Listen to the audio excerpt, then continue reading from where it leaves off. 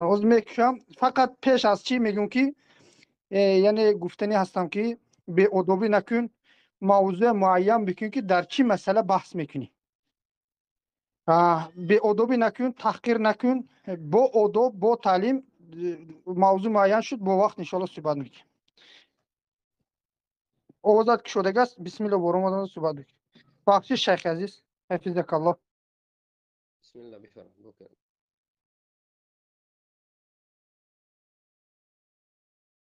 السلام عليكم ورحمة الله. شیخ اوستون پستر اخی ابو محمد کمتر اوستون بلندتر شد. تمام. و علیکم السلام و رحمت الله. یک لحظه منظور سمو ارا دیگر می ایواز میکنم. گوشمون.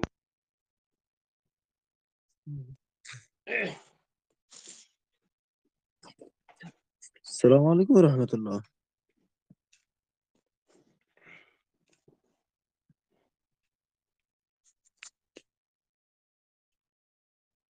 السلام عليكم. و علیکم السلام و رحمت الله. یک دقیقه صبر بکنید تا اینکه شیخ همون بله. تجهیزات از نو دست السلام بکنن و انشالله. السلام علیکم و رحمت الله و برکاته. صدای من هست؟ بله برادران. خوب است؟ بله هست شیخ. بله بله بله بسم بله. بله خوب هستین بفرمایید. شیخ صاحب محترم؟ بخیر هستین؟ الحمدلله برادر عزیزم خوب است. بخیر سلامت باشین. امید که انشالله در حفظ امان الله باشین. حیاک الله. شیخ صاحب فکر کنم مرا بالا آوردین به خاطر از این فکر کردین که من از شاگردای شیخ بصیر باشم نه؟ من شما را که میشناسم. شما برادر شما را بالا نکردم. شاید برادر خطا کرده باشن. نه الله نه ایسا میکرد برادر عزیزم. شیخ الله استون کند. این انسان در تنهایی من نوشتن که السلام علیکم و رحمت الله و برکاته. من میخواهم با شما بحث کنم. بحث نه چیز بود اصلا من خواستم که از اون نفرایی که هست من گفتم امروز اونا بس من فکرم نشد که شما چیز هستین نه گفتم لایف شاید از او باشه من میالی میخواستم از شیخ دفاع کنم از شیخ الله ایسا که مدنی. برادر یاسین محمدی که یک چند بار اینجا بودید. بله همین شما هستید؟ بله برادر. بله بله آیا حسین محمدی خودم بله هستم الحمدلله بله بله. مدافعین شما هستم شیخ. الله ایسا کنم. میشناسم برادر. اینجا شاید کمی غلط کرده اه، لیکن اینجا یک نفر طالب العلم گفتنی انسانه. انا حالا اینجا با من نوشتگی است. حالا یک اه، لحظه با نظر میکنم. شما نیستید. الله شما رئیس کند. برآمدید اینجا با که ندارد. طالب علم اه، محمدی به من دارد خیلی امروز می نوشد. اه، ما انتظار هستیم. گفته بود حاضر 5-10 دقیقه السلام پیش. عليكم 5 ورحمة دقیقه پیش. الله. و جناب علیکم السلام.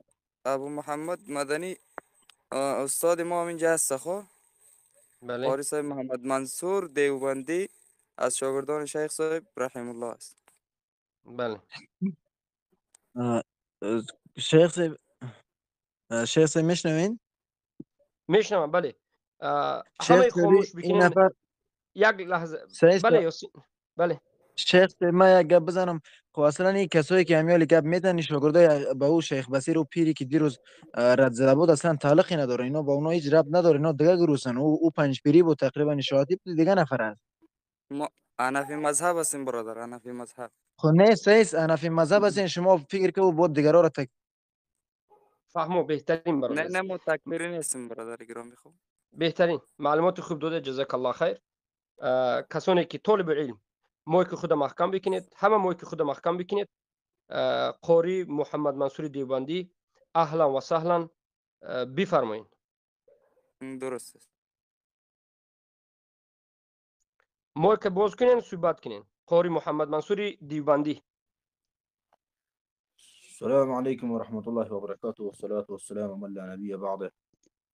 جناب أبو محمد المدني، إن شاء الله كشما خوب هستین، سلامت بخیر. اهلا و سهلا. بارک الله فیکم. خوب هستیم سلامت الحمدلله. باشین، بخیر باشین. الحمدلله. جناب محمدی صاحب، ان شاء الله موضوعی که قرار است برای شما گفته است و شما هم با خبر هستین، با آگاه هستین از این که شما را تقریبا طرفای دیگر بود که ما در مدرسه بودم، برای شما یک آمدم در لایف اوجا فکر کنم طبقه غناس را شما درس میدادین. باز گفتین شما در این گروه بیاین. ما فعلا الحمدلله الله متعال ما را توفیق و عنایت نصیب کرد که ما حاضر شویم. جناب ابو محمد المدنی صاحب، برای شما میگم که من که هستم قاری محمد منصور الحنفی دیوبندی از مرجع دیوبند، شاگرد شیخ صاحب رحم الله حقانی تقبله الله تعالی هستم و موضوعی را که گفته بودم برای شما موضوع تقلید بود که شما گفتین تقلید جواز نداره، باید خودت دست به کار شوی و غیره. اعلان برای شما میگم که امی قوانین مناظره را باید رعایت بکنین. برای شما مثلا اگر سخنی را که مثلا ما بیان میکنم، برای شما دلیلی که مثلا پیش میکنم بیان میکنم، در مقابل از اون مثلا دلیل استفاده بکنین، تفسیر برای نکنین. تفسیر فقط از کتاب از کتب تفاسیر از مفسرین کرام باید باشه. دیگه ان شاء الله تعالی همین شروط را ما میگذاریم، دیگه حکم شرعی تعیین بکنین سر یک موضوع تقلید ان شاء الله تعالی. دیگه خو آماده خواستین ان شاء الله شما. بله بله آماده است. خب جناب ابو محمد المدنی صاحب، شما بفرمایین اول تقلید را از نظر خود تعریف بکنین که از نظر شما تقلید چی را میگن. از نظر ما خب معلوم دار است که قبول قول بلا حجه که مجتهد تمام موضوعات برای ما تشریح میکنه، دیگه سوالی به دلیل پرسان کردن نمی باشه و ما او را قبول میکنیم. یا مرجعش که ما برای شما گفتم قبول قول بلا حجه تفسیر قرطبی از امام قرطبی مالکی رحمت الله علیه در سوره بقره که فعلا اغلبا در آیت چندم میایه،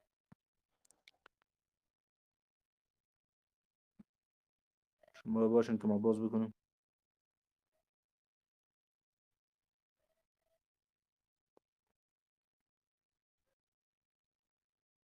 در آیت 170 سوره بقره که تقلید را قبول قول بلا حجه میگه. شما بفرمایین یک تعریف بکنین از نظر خود که تعریف تقلید از نظر شما چی هست. بسم الله والحمد لله والصلاة والسلام على رسول الله وعلى آله وصحبه ومن والاه. أما بعد، اللهم رب جبريل وميكائيل وإسرافيل فاطر السماوات والأرض أنت تحكم بين عبادك فيما كانوا فيه يختلفون اهدنا لما اختلفنا فيه من الحق بإذنك إنك تهدي من تشاء إلى صراط مستقيم. أما بعد، السلام عليكم ورحمة الله وبركاته. برادران و خواهران عزیز اهل توحید، اهلا و سهلا و بارک الله فیکم. و به این حنفی هایی که از دیوبند حنفی عقیدتاً والله اعلم شاید ماتریدی یا اشعری، به شما هم که این مجلس آمدید خوب کردید که آمدید و یک بحث علمی و مناظره میکنید. ولیکن دانسته باشید که مجری این بحث و جانب این بحث یک جانب خودی بنده هستم و جانب دیگر اینجا محمد منصور دیوبندی حنفی هست که ما یک قاعده داریم در علم بحث. یک قاعده داریم، یک کسی اعتراض میکند، یک کسی دعواگر است، یک کسی مدعی هست، اعتراض کننده هست. حالا امروز در دوامی که ما داشتیم درس میکردیم، تعلیم تدریس داشتیم، این بنده الله انا همون محمد منصور دیوبندی، حالا که چگونه که اینجا هم طاقت ندارند که در دوام صحبت میخواند به ما قطع بکنند، اگرچه ما خاموش ایستادیم مؤدبانه در بین صحبتی که ما داشتیم در بین خواهرها، انا همچنین انجام دادند، انا همچنین عمل کردند، داخل شدند. بالاخره ما اتفاق کردیم که صحبت میکنیم. کسی که اعتراض به ما دارد، کسی که میخواد که به ما بحث بکند، ببینید قاعده بحث این است که ما 5 دقیقه میدهیم یا 3 دقیقه، بگید در اول 3 دقیقه در بین خودمون یک برادر عادل رو اینجا شیخ ابو عبدالرحمن هستند میگذاریم. 3 دقیقه به شما یا بگیم 5 دقیقه به شما، 5 دقیقه به ما وقت میدهند و صحبت رو بالاخره آغاز میکنیم. اول شما صحبت بکنید خودتون رو بیان بکنید. چرا شما میخواید بحث بکنید؟ چرا اومدید در مسئله تقلید میخواید با ما بحث بکنید؟ آیا یگان صحبت ما برای شما غلط رفت؟ آیا چی شما رو وادار کرد که خواستید در مسئله تقلید با ما صحبت بکنید؟ و بالاخره چیزی که میخواید در مدت 5 دقیقه صحبت بکنید. زیرا شروع کننده این بحث، آغاز کننده این بحث، آمده به ما پیشنهاد کننده این بحث شما هستید. برای همین ما از شیخ ابو عبدالرحمن برادر موحدمون خواهش میکنیم که با عدل و انصاف بین ما یک ترتیب و نظام رو جاری بکنند و محمد منصور دیوبندی که اگر به همین گفته ها راضی باشد بسم الله شروع بکنیم. 5 دقیقه از این آقا محمد منصور است و 5 دقیقه از من و بحث علمی شروع میشه. بسم الله. بسیار زیاد تشکر جناب ابو محمد المدنی. ما به خاطری که آمدیم در اینجا و همراه شما هم کلام هستیم و صحبت میکنیم و درخواست مناظره دادیم به خاطر ازی که شما گفتین که تقلید ناروا هست و ما که هستیم تقلید را جایز میدونیم و الحمدلله مقلد هستیم، مقلد مذهب امام ابو حنیفه رحمه الله.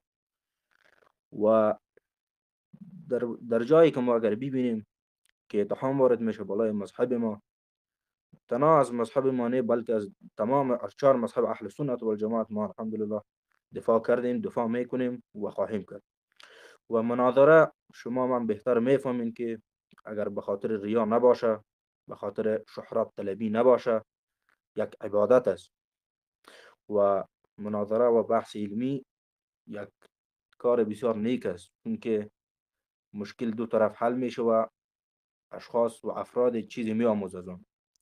و از او خاطر ما آمدیم به خاطر ازی که شما گفتین که تقلید در دین یعنی جایز نیست و شما اگر دلیلی داشته باشین و حجتی داشته باشین از قرآن کریم و سنت نبوی، از اجماع، از قیاس، شما مطرح بکنین، ما هم مطرح میکنیم، شما هم مطرح بکنین.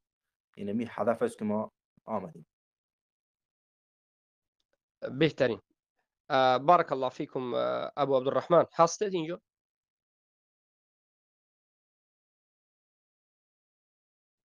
ابو عبدالرحمن شیخ و یک چیز الله از یاد يسلمك ما يا رب. نرود من یک سوال جناب. کوچک داشتم از نه قاری نه نه نه محمد ببینید، منصور. یک لحظه پیش از سوال شما کجا هستید؟ یک وقتی که مهم است. من اینجا شما هستم، وقت داوری که تیار است. من وقت تیار است شیخ. من در اینجا یعنی اکرام به میگذارم اگر خواستن که مثلا 5 دقیقه ایشون 5 دقیقه شما صحبت دوام بدین. بله. اختیار والله اعلم شیخ با خواست شما میگذاریم به مهمان که خودشون اختیار بکنن که شما اول باید صحبت بکنید یا که ایشون صحبت آغاز میکنند. بارک الله فیکم. جناب ایشون مدنی صاحب شما صحبت را شروع بکنین ان شاء الله تعالی، باز ما بعدا صحبت ببینید کسی که به ما اعتراض میکند بسم الله اعتراض رو شما با حجت نمیدونم یا به غیر حجت یا چیزی که به حجت فکر شما هست شروع بکنید. 5 دقیقه وقت به شما است. من میخوام فهمم که شما چی میخواهید به من بگید. البته که اون چیزی که به من نسبت دادید که من تقلید رو بالکل انکار کردم این غلط است. حالا او تسجیل وجود دارد. من گفتم در مسئله تقلید تفصیلات وجود دارد. در باب اصول دین تقلید مذموم است. در باب اصول دین، در باب اعتقاد تقلید منکر است. جناب ابو محمد ما نگفتیم در اصول دین، ما در مسائل اجتهادی منظور ما هست وقتی که تقلید میگیم. در اصول کو اگر اجازه بدید که فکرم به شما بگم پیش از بحث وارد شدن، این یک به شما یک کمک کرده استم که فکری ما را شما ببینید که فکری ما چگونه است. بعد از این چیزی که میخواهید از جانب شما هم بیان میکنید. درباره تقلید مذهب ما معلوم است. این مذهب همین روزه هم نیست، دیروزه هم نیست. مذهب اهل سنت است. در باب تقلید بنده رساله دارم و عقیده من برای همه برادران موحد معلوم است. خلاصه تحقیق در حکم تقلید. در این باب درس ها و صحبت ها زیاد کردیم. مختصر تقلید چی میگیم؟ در باب اعتقاد ما تقلید رو بالکل انکار میکنیم. در باب مسائل احکام ما میگوییم هر کسی که در باب مسائل احکام انسان ها رو به 3 قسم تقسیم میکنیم. علما و مجتهدین که البته تقلید برای اینها اصلا درست نیست بجز در مسئله هایی که دیگر نتوانستند و به سخن کسی رفتند. و طبقه دوم علمایی که به رتبه مجتهدین نرسیدند یا طالب علم ها که اونها می توانند احادیث رو نظر بکنند، قرائت بکنند، بفهمند و برای اینها هم تقلید جایز نیست، حرام است، زیرا که اینها اهل فهم، اهل درک و می توانند از حدیث، قرآن، از کتاب های حدیثی که اومده است استفاده برند. اما مردم قسم سوم این مردم عامه که هستند، یعنی مردم عوامی که نه از طالب علم هستند، نه سر و کار به علم حدیث دارند، نه از اقوال علمای مذاهب با خبرند، نه در فهم قرآن و سنت مثلا مشغول هستند، بسیارتر به کار و تجارت و زندگی خود مشغول هستند. اینها اگر تقلید کنند به شرط درست است.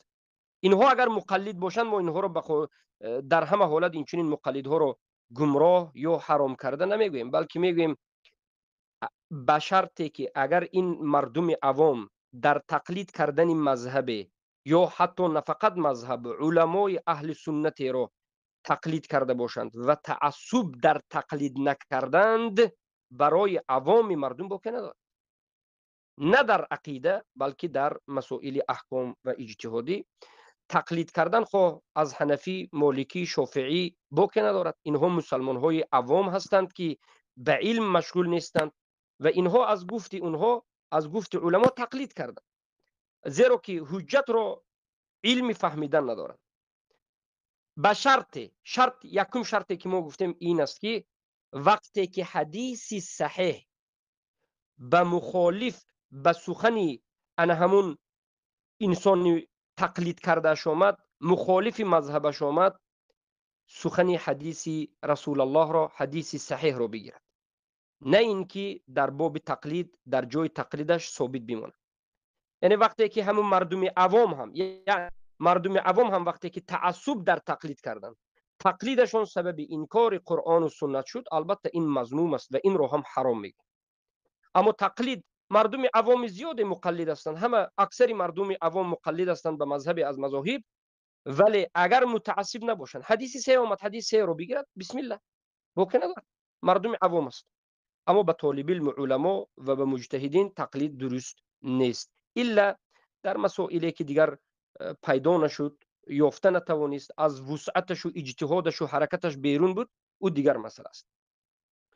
بمانند اگر خیلی که در مسئله علمی میگن بالمثال یتضح المقال، با مثال آوردن یک سخن واضح کرده می شود.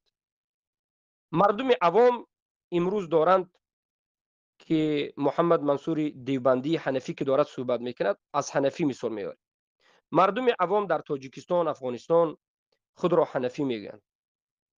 در باب عقیده بدون حجت، بدون دلیل، بدون فهم به هر کسی مذهب حنفی گفته تقلید میکنن. حالا ما به احکام نرفتیم، در مذهب خود را حنفی گفته، در اعتقاد تقلید میکنن. در اعتقاد به کی؟ به گفت ابو حنیفه هم نه، به گفت همین علماهایی که در افغانستان است و از نظر مذهب حنفی خودش گمراه است، قبوری شده. در تاجیکستان است و قبوری شده، در باب اسما و صفات جهمی شده، یا مجسمه شده است، یا جهمی معطله شده است، طاغوت پرست و گمراه شده است. اونها میگد که باکی ندارد، اگر رفتید بین خود و بین الله قبرها را واسطه گرفتید باکی ندارد.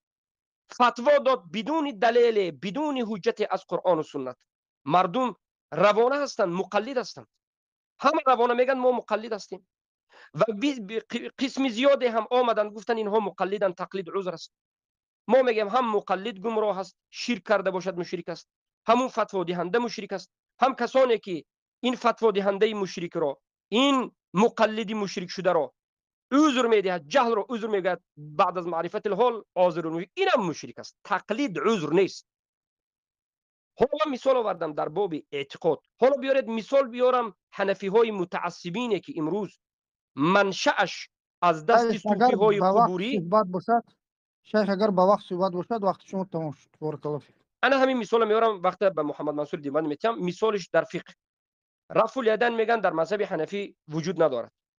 یک کسی مقلد مذهب حنفی بود، حدیث صحیح از روایت بخاری مسلم آمد، در اینجا باید به حدیث صحیح عمل کند، به اجماع صحابه عمل کند. نمیگه من عمل نمیکنم، من مذهب حنفی هستم، این مقلد گمراه است. سخن ما نمی بود، عقیده ما این است. بسم الله. به محمد منصور وقت داد. بارک الله فیکم. برادران محترم، در اول باید ما برای شما بگوییم که جناب ابو محمد المدنی، ایشان از حرفایشون چنین معلوم میشه که اینا هر مؤمن را مجتهد میدانن و هر مؤمن را میگن که باید خودش اجتهاد بکنه. و وقتی که یک مؤمن چی رقم از یک حدیث حکم بکشه، اگر حکم کشیده اکثرا میتوانست که حکم بکشه از او و به او عمل بکنه، این خب میتونست به خود یک مذهبی مثلا چی بکنه، ترتیب بده، و یا میتونست که اقوال از جمع شود برای اقوالش خوی یک چیز معلوم دارد که اقوال از جمع شود برای یک مذهب تشکیل داده میشه و مردم به طرف مذهب بزنند. و در این باره که جناب ابو محمد المدنی صاحب گفتن که باید شخص اجتهاد بکنه. اولش اجتهاد کردن شخص باید محدث باشه، شخص باید قابل اعتماد باشه، یعنی معتمد علیه باشه که فعلا اتراخش اشخاص وجود نداره و باید بر زمان خیر القرون که بهترین قرن است به او زمان باید نزدیک باشه که او چی کنه، او حدیث رعایت بکنه و حدیث را بگیره از او حکم بکشه. زمانی که دین تکمیل شد، الیوم اکملت لکم دینکم و اتممت علیکم نعمتی و رضیت لکم الاسلام دینا، دین تکمیل شد لیکن دین مدون نشد، جمع نشد. همین فقها دین را مدون ساختن، جمع کردن. و جناب ابو محمد المدنی صاحب میگه که وقتی که حدیث صحیح آمد تو مذهبت ترک بکن. در کتاب صحیح بخاری حدیث صحیح وجود داره که صحابه در نماز گپ میزن، اعلان به مو حدیث صحیح عمل میشه. و فقها میگن که در نماز گپ زدن نماز را فاسد میسازه. ما گپ مجتهدین که بگیریم یا حدیث صحیح را بگیریم. و همین قسم یک شخص جمعه میکنه با خانوم خود در روز رمضان، در حالی که حل لکم لیلة الصیام الرفث، در شب جایز است کار. و رسول اکرم صلی الله علیه و سلم برش میگه 60 روز روزه بگی، میگه توانایی ندارم. 60 مسکین میگه طعام بده، میگه توانایی ندارم. باز آخر برش یک زنبیل خرما را میگیره بگی برای فقرا تقسیم بکو، اونمی کفاره. او میگه از من که فقیر نیستی، ما خودم میخورم، برو بر تو میشه بدگان میشه. ولی هم با مو حدیث صحیح امیر رقم میشه که تو یک شخصی که با خانم خود جماع کرد در روز رمضان، در ماه مبارک رمضان، باز ما برش یک زنبیل خرما را بتیم بگیم این اصای بیره بگی ببر برای مردم توزیع کو، خلاص میشه. اعلان برادران محترم، شما ببینید جناب ابو محمد المدنی صاحب گفت که وقتی که در مذهب حنفی رفع الیدین در مذهب حنفی موجود نیست و دلیل امام ابو حنیفه رحمه الله احادیث صحیح است، احادیث صحیح دیگری است که در باب ترک رفع الیدین آمده. مصنف ابن ابی شیبه یک باب مکمل درباره ترک رفع الیدین اینا چی میکنن، قائم میکنن و احادیثش الحمدلله موجود است. هر کس که خواست ما احادیث هم صحیح است نبرشان میارم. و در ترمذی هم حدیثی وجود داره، حدیثی موجود است در مقابل. و یک فتوای یک مجتهد را از این 4 مذهب را شما بیارین که در مخالف قرآن و سنت بوده باشه و مخالف قرآن و سنت اینا عمل کرده باشه. امام ابو حنیفه رحمه الله، امام ابو یوسف رحمت الله علیه میگه که تا زمانی که رد نکردیم قول امام ابو حنیفه رحمه الله را مگر اینکه از خودش بوده باشه. یعنی ای که امام ابو حنیفه رحمه الله از احادیث نبی کریم صلی الله علیه و سلم استدلال میکرد، حکم میکشید.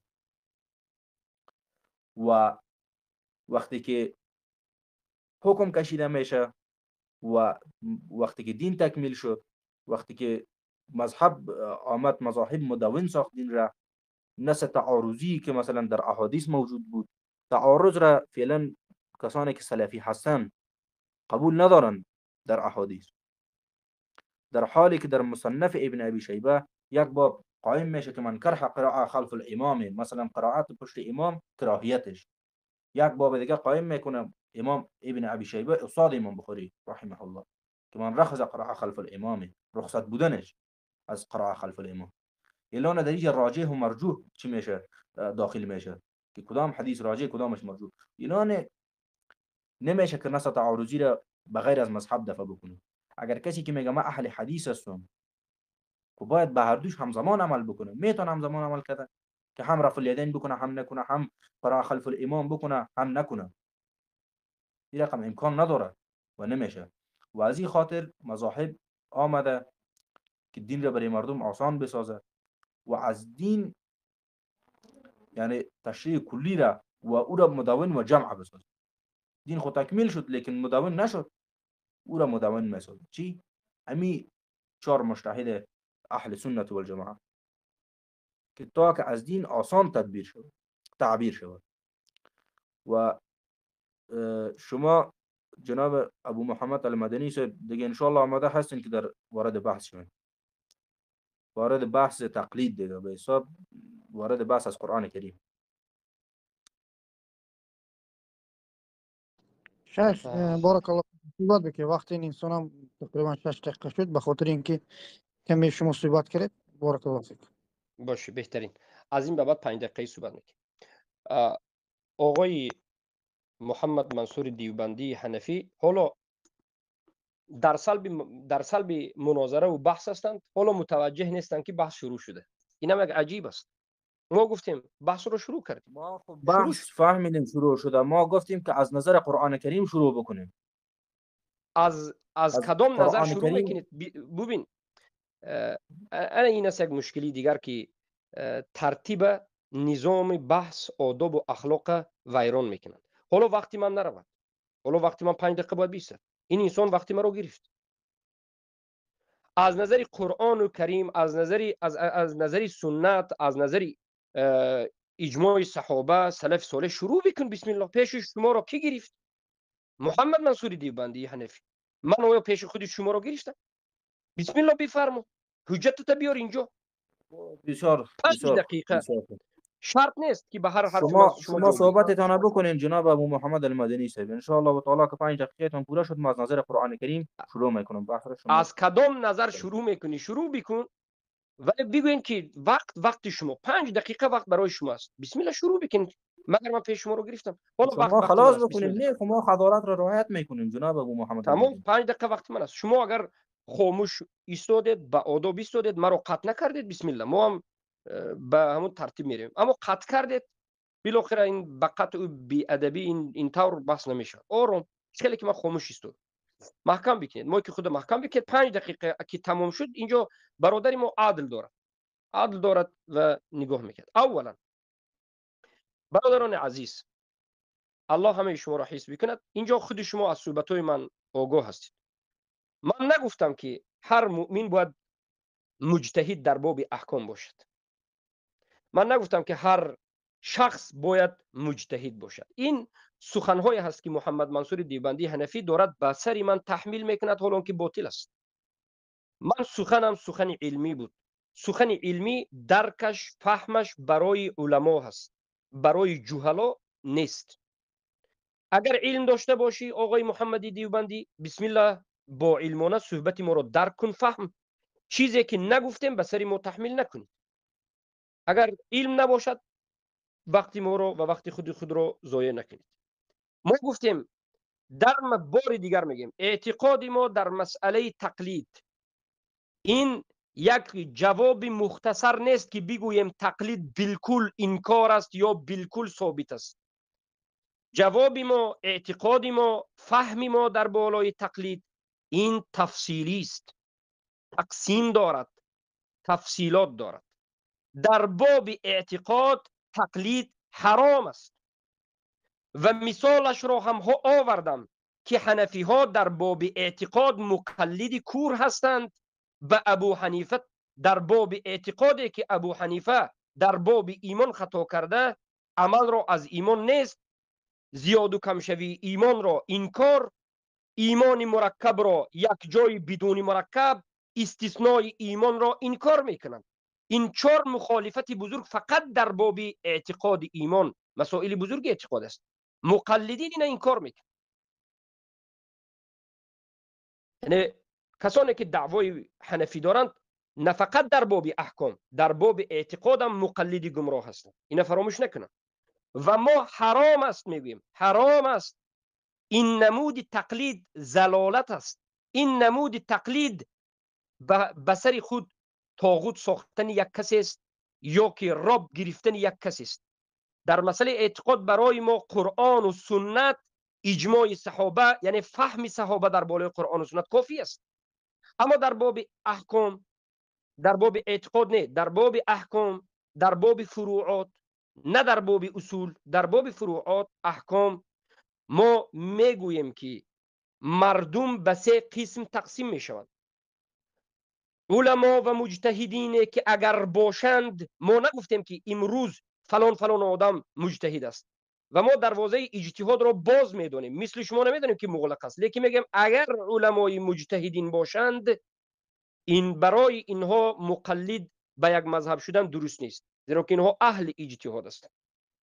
و اما کسانی که علمای اجتهاد نیستند و فقط طالب علم هستند، از فهم احادیث با خبر هستند و مسئله را می توانند که نظر بکنند، چهار مذهب را می توانند که ببینند سبب خلاف را و مشغول به علم هستند و از احادیث با خبر هستند، از علم حدیث، اصول فقه و غیره با خبر هستند، برای اینها تقلید جایز نیست و حرام است.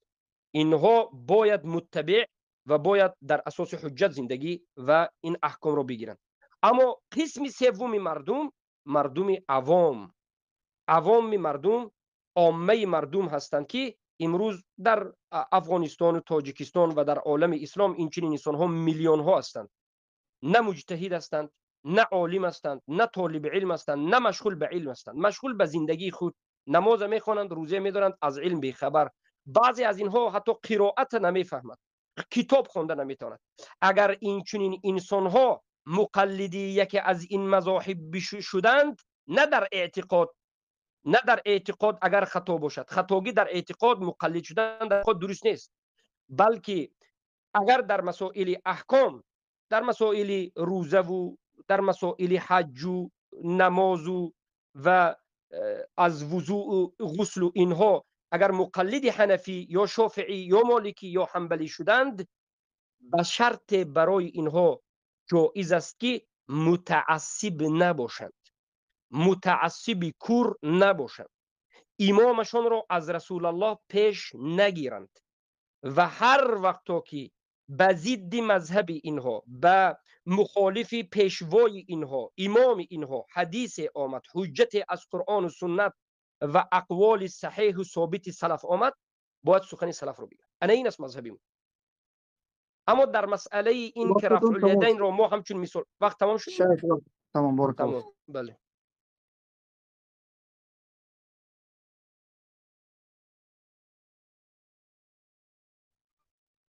خبر بدین به نفر دومم بگوین که شروع محمد صحبت بکنن. بکن. قاری محمد منصور دیوبندی صحبت. درست است، درست است. انشاءالله تعالی ما صحبت خود را. برادران محترم، شما ببینین که جناب ابو محمد المدنی میگن که در اصول تقلید میکنه. اصلا ما احناف که هستیم در اصول تقلید را ما جایز نمیدانیم، فقط در احکامات اجتهادی ما جایز میدانیم، لیکن علمایی هم هستن که جایز میدانن در اصول تقلید.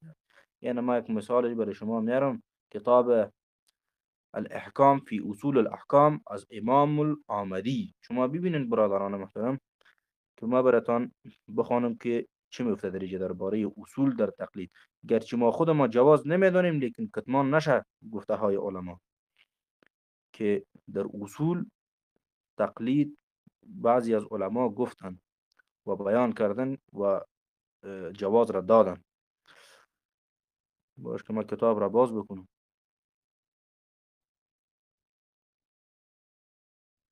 تقلید فی مسائل الاصولیه.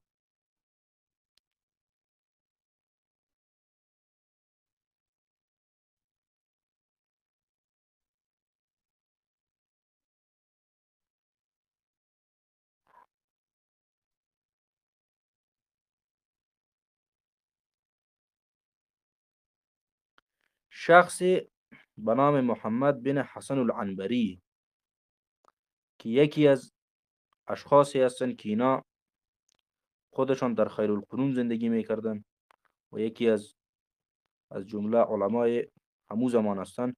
اینا برای جواز تقلید در اصول اینا اجازه میتن و جواز میتن. در کتاب الاحکام فی اصول الاحکام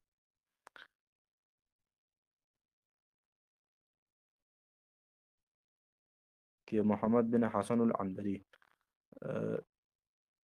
انا برادران شما که ما پیداش کردم نو ما براتون بخوانم میره.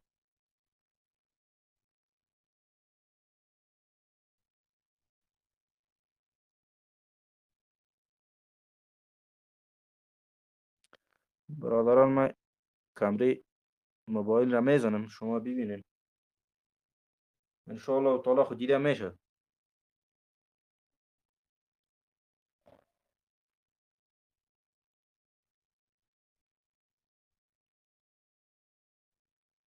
برادران محترم ببینین کتاب الاحکام فی اصول الاحکام از امام العمدی رحمت الله علیه هست که میگه اختلفوا فی جواز التقلید فی مسائل الاصولیه.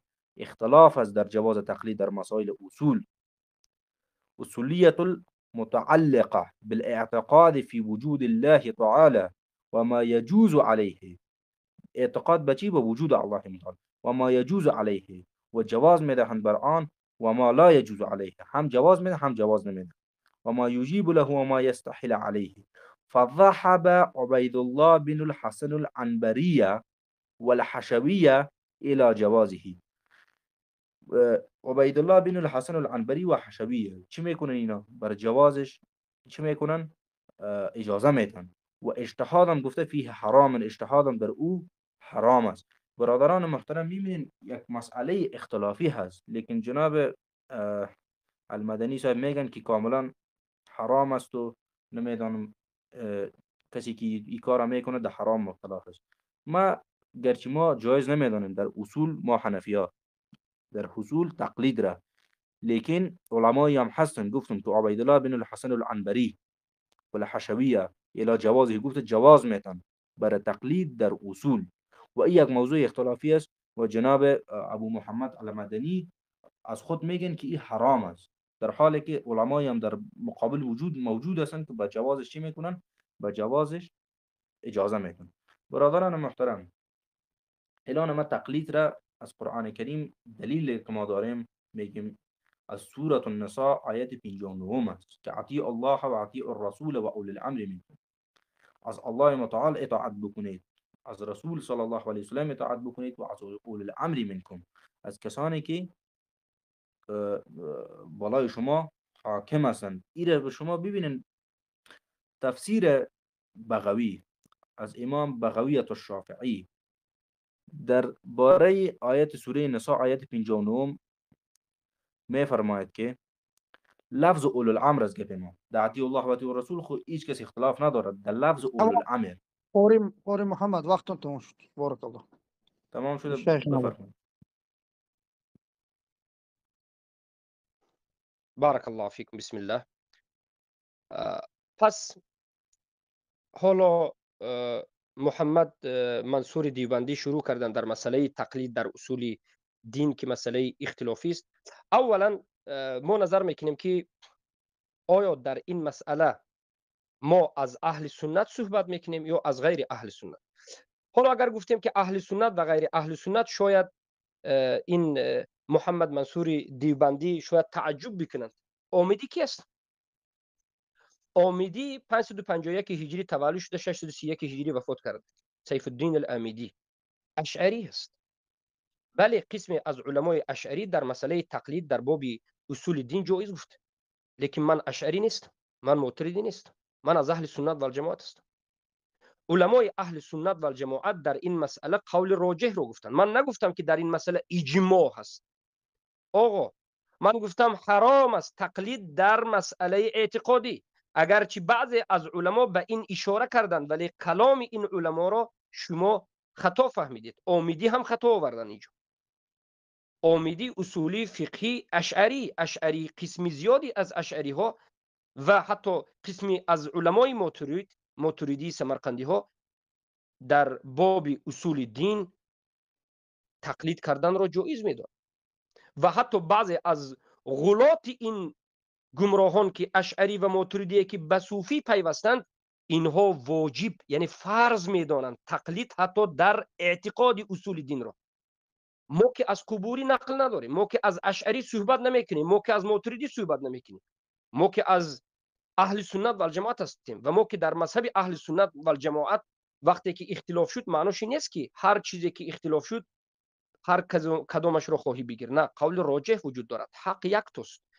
نظر بکنید به کتاب خودی اصولی حنفی های خالص جساس که در باب احکام القرآن نوشته در باب حق وجود دارد و این چنین از حنابلة ابن قدامة المقدسی در کتاب روضة الناظر و جنة المناظر میگه حق در مسائل اختلافی یک توست و حق در مسئله تقلید در اصول دین این است که حق چی است؟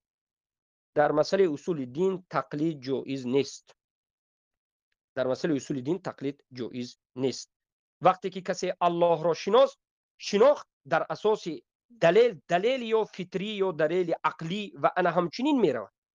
و حالا بیاید در این مسئله گفتیم آمدی کی هستند و چی هستند و مسائل تقلید از نظر اشعری و ماتریدی دیگر است، از نظر اهل کلام است، از نظر اهل سنت و جماعت دیگر است و سلف این امت دیگر است. میگویند ما حنفی هستیم و ما هم میگوییم که در مسائل اصولی اعتقاد یا اصولی تقلید جایز نیست، درست نیست. میگن اگر اینجوری باشد ما به شما یک سوال را مطرح میکنیم.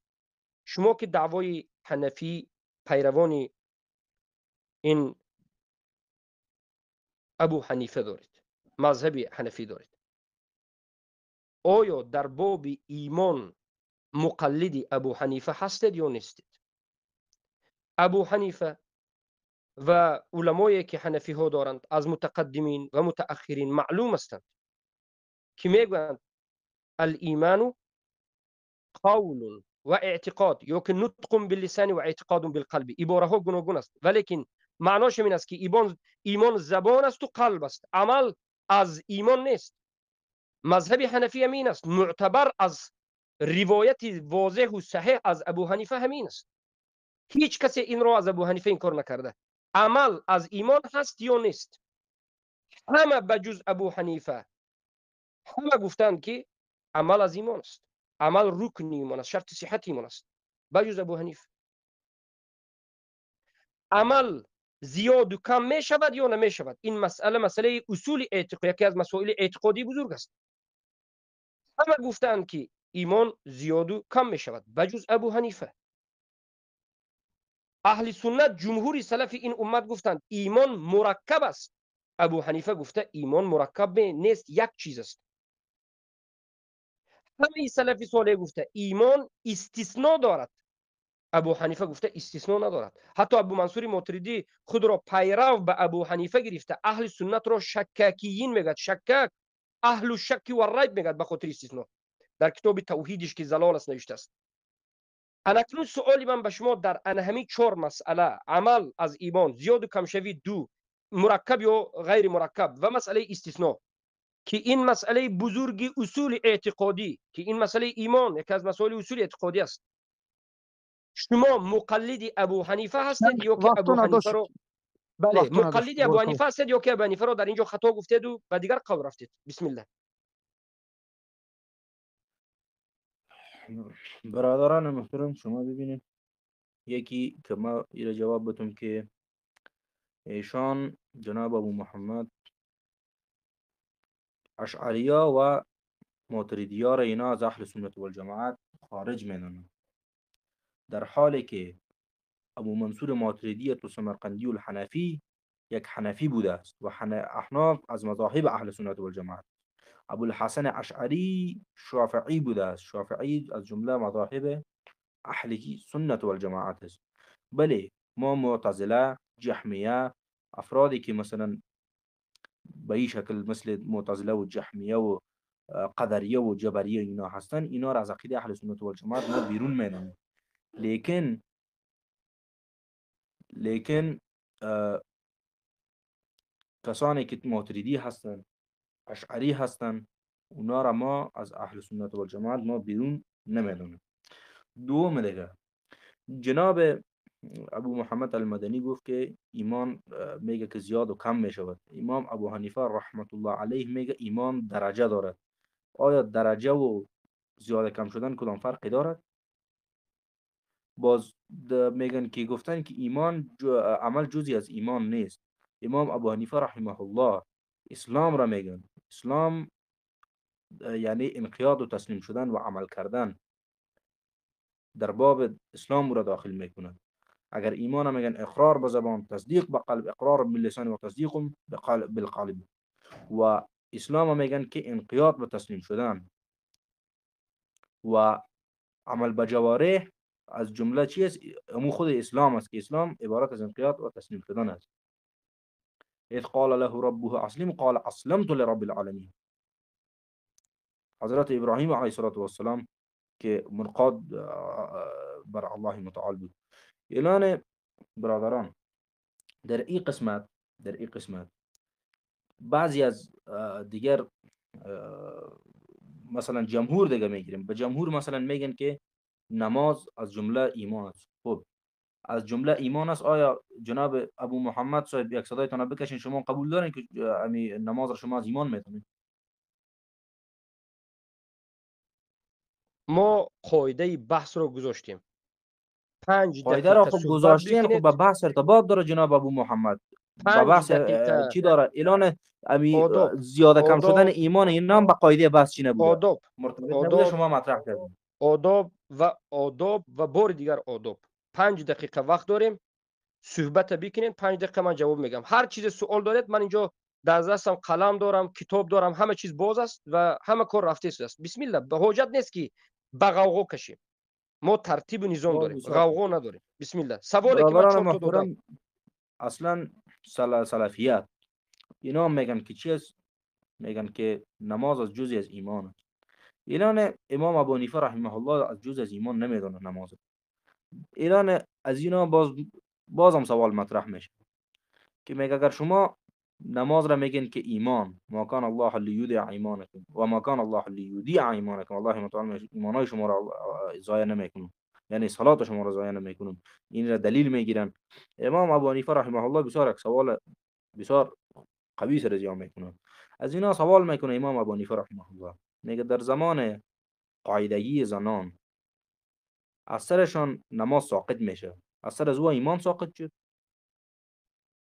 این هم دلیل امام ابو حنیفه رحمه الله است. میگه اگر نماز خود صلات را که ایمان بگویی، در ایج خود زنها عادت محور دارن، در عادت محوری نماز از گردنشان ساقط میشه. بعد از او وقتی که نماز از گردنشان ساقط شد، این خو ایمان از سرشان ساقط شد. ایمان از سر کسی ساقط شد، اون نفر کافر میشه، از اسلام خارج میشه. اعلان در یک قسمت جمهور علما قرار داره. اینطور نمیشه که جمهور همیشه باید دلالت به این بکنه که جمهور بر حق باشه. جمهور گفت که ایمان زیاده کم میشه، او بر حق باشه. این طرف کسی که اقلیت بودی بگه نه، جمهور میشه که خطا بره، حتی زمان صورت میگیره و همی اقلیت که از همیدت به حق نظرش بخوره، نظرش مستقیم به طرف حق بره که و اینمی مسئله را مطرح بکنه که امام ابو حنیفه رحمه الله گفته که ایمان زیاده کم نمیشه، درجه داره و درجه و زیاده کم شدن هم قدر فرق بینشان نیست. و امی که میگن که مسئله دیگه را که مطرح کردن که یکی ایمان بود که چی میشود؟ زیاده کم میشود. و در این قسمت شما صحبت بکنین جناب ابو محمد صاحب، باز ان شاء الله تعالی گرچه سوره نصارى ما باز کرده بودیم اون ان شاء الله در بخش بعدی مطرح میکنیم. وقتی شما ادا شد شیخ عزیز بخشش قاری صاحب صحبتایی که میکنید از یعنی کتاب شده نشان دادید، حداقل همون قول با عربی بخونید برای اونکه شاگردای ابو محمد مدنی برادرهاش هر گپی که شما گفتید از هوا از زمین قبول ندارد. برای همین بخونید، زیرا که دیگر طالب علم های هستن که 10 ساله ها خوندگی نگاه کرده استادن کتاب رو. بارک الله فیکم. شیخ صحبت کن. بارک الله فیکم. ما 4 سوالی که به ایشون محمد منصور دیوبندی حنفی پیشنهاد کردیم مطرح نمودیم، جوابش تو به حال وجود ندارد. انتظار جواب هستیم که شما گفتید ما قبول داریم که در مسئله اصول دین تقلید درست نیست. این سخن را یک چند مرتبه تکرار کردید. گفتید ما هم این را قبول داریم و ما هم در مسئله اصول دین تقلید نمیکنیم. ما به شما سوال کردیم که پس در مسئله اصول اعتقاد یا اصول دین یا مسئله اصولی بزرگ، یکی از مسائل بزرگ اعتقادی که ایمان است، ابو حنیفه خطا کرده در مسئله اینکه عمل از ایمان نیست، عمل زیاد و کم نمیشه، عمل مرکب نیست، عمل استثناء ندارد. حالا که احمد، شافعی، مالکی، سفیان ثوری، عمر ابن عبدالعزیز، عبدالله ابن مبارک، محمد ابن سیرین و ده ها سلف دیگر رو ذکر میکنیم که مخالف ابو حنیفه است و ابو حنیفه در این مذهب خودشون تنها است و حتی ابو حنیفه را مرجئه الفقها نامیدن. جای پنهانی پوشش نیست. شما آیا در مسئله ایمانی که 4 خطاگی بزرگ ابو حنیفه است مقلد ابو حنیفه هستید یا که در اینجا خطاگی ابو حنیفه را فهمیدید و برآمدید به قول حق یا متعصب به ابو حنیفه هستید؟ این سوال ما تا آخر موضوع گشته و برگشته شما کرده میشه. مسئله دیگر که آقای محمد منصور دیوبندی میگه چیزهای را میگه این و آن، این جواب نیست. این را میگن کلام اهل کلام در مسئله سؤال واضح، در مسئله آشکار واضحی که باید از قرآن و سنت جواب داده شود کلامی میرن. این حالا دلالت کرد، حالا خودی همین حالت موضوع دلالت کرد که آقای محمد منصور دیوبندی از جمله مقلدین هستند که ابو حنیفه را خطاگیش را اصلا قبول ندارند. ابو حنیفه رحمه الله رحمتا واسعه در باب ایمان خطا کرده. شما مقلدی خطاگی ابو حنیفه هستید یا نیستید؟ ایشون واضح جواب نگفتند، ولی که من طالب علم که از این لسان پیچیده و دور زده بالاخره باخبر که هستیم، نتیجه سخن ایشون همین است که ابو حنیفه به خود حجت دارد. ابو حنیفه هم گویا حق است، حق یک توست. یا بگید ابو حنیفه در باب ایمان حق است و من مقلد ابو هستم و حق هستم، یا بگید دیگه باقی مانده همه سلف. شما به من حجتی کلامی نوارید. حجتی کلامی شما من به زباله می اندازم. حجت از قرآن و از سنت و از کلام سلف این امت. ما در اول شرط گذاشتیم که ما گفتیم قرآن، سنت، اجماع، این مصدر در اعتقاد. فهم سلف مصدر اعتقاد، سرچشمه اعتقاد. مسائل احکام خیر این مسئله دیگر است. اما باری دیگر میگه در مسئله تقلید ببینید همین است. در مسئله تقلید انا همین است. اما مسئله که گفتند ابو منصور ماتریدی این حنفی بود، حنفی در فقه بود نه در عقیده. در عقیده کلامی جهمی بود.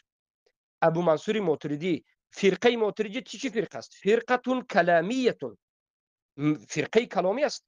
اعتقادی ابو منصور ماتریدی سمرقندی کرده به بعض روایات 315 هجری، روایات مختلف است در وفاتش، ولیکن بالاخره ابو منصور ماتریدی حنفی فقهی، عقیدتا کلامی.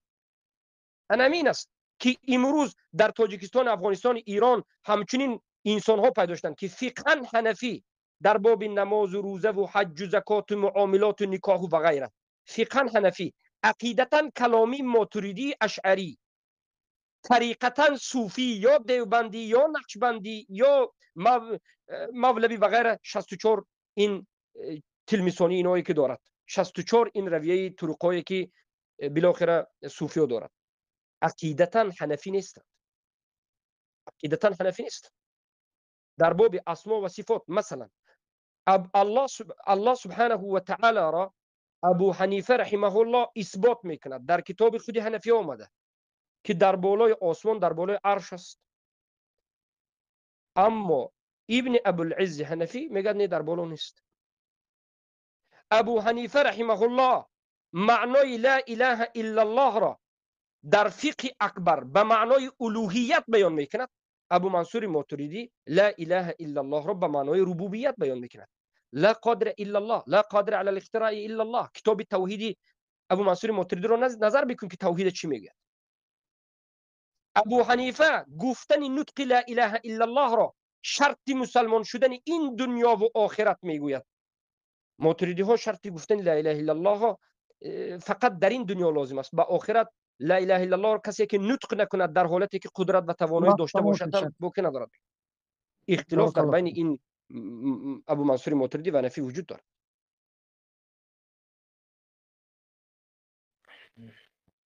برادران محترم، اولش که ابو منصور ماتریدی سمرقندی جهمیه نبوده و ثابت نیست و او ایشان ابوالحسن اشعری بودن که معتزلی بودن، پس آن توبه کردن، از قول خود برگشتن، حتی کتاب نوشته کردن در مقابل معتزلی ها. دوم، جناب ابو محمد، ما که هستیم، ما در گفتیم در مسائل اصولی ما تقلید نمی کنیم، بازم میم در مسائل اصولی ما تقلید نمی کنیم، لیکن ما سخن علما را آوردیم که کتمان نشود که علما ایام هستن که جواز میتن، مثل عبیدالله بن الحسن العنبری که برای شما آوردم. دوم، مسئله استوا به عرش که بازو در مسئله دیگر داخل میشه. امام ابو حنیفه رحمه الله با او عقیده نیست که الله متعال به بالای عرش است. الله متعال عقیده ما همیست که الله متعال موجود بلا مکان، موجود بلا مکان. اگر اینطور بگوییم که در عرش است، یک نفری در بلند منزل است، او به الله متعال بسیار نزدیک است. باز اون نفری که در پایین است، او بسیار دور است از الله متعال. و نحن اقرب علیه من حبل الورید. الله متعال میگه از شارک گردن ما برای شما نزدیک، ما از شارک گردن برای شما ما نزدیک هستیم. و رقم نمیشه که الله متعال از عرش بگیره. به حدیث صحیح وجود داره که الله متعال بلا کیف از آسمان نزول میکنه.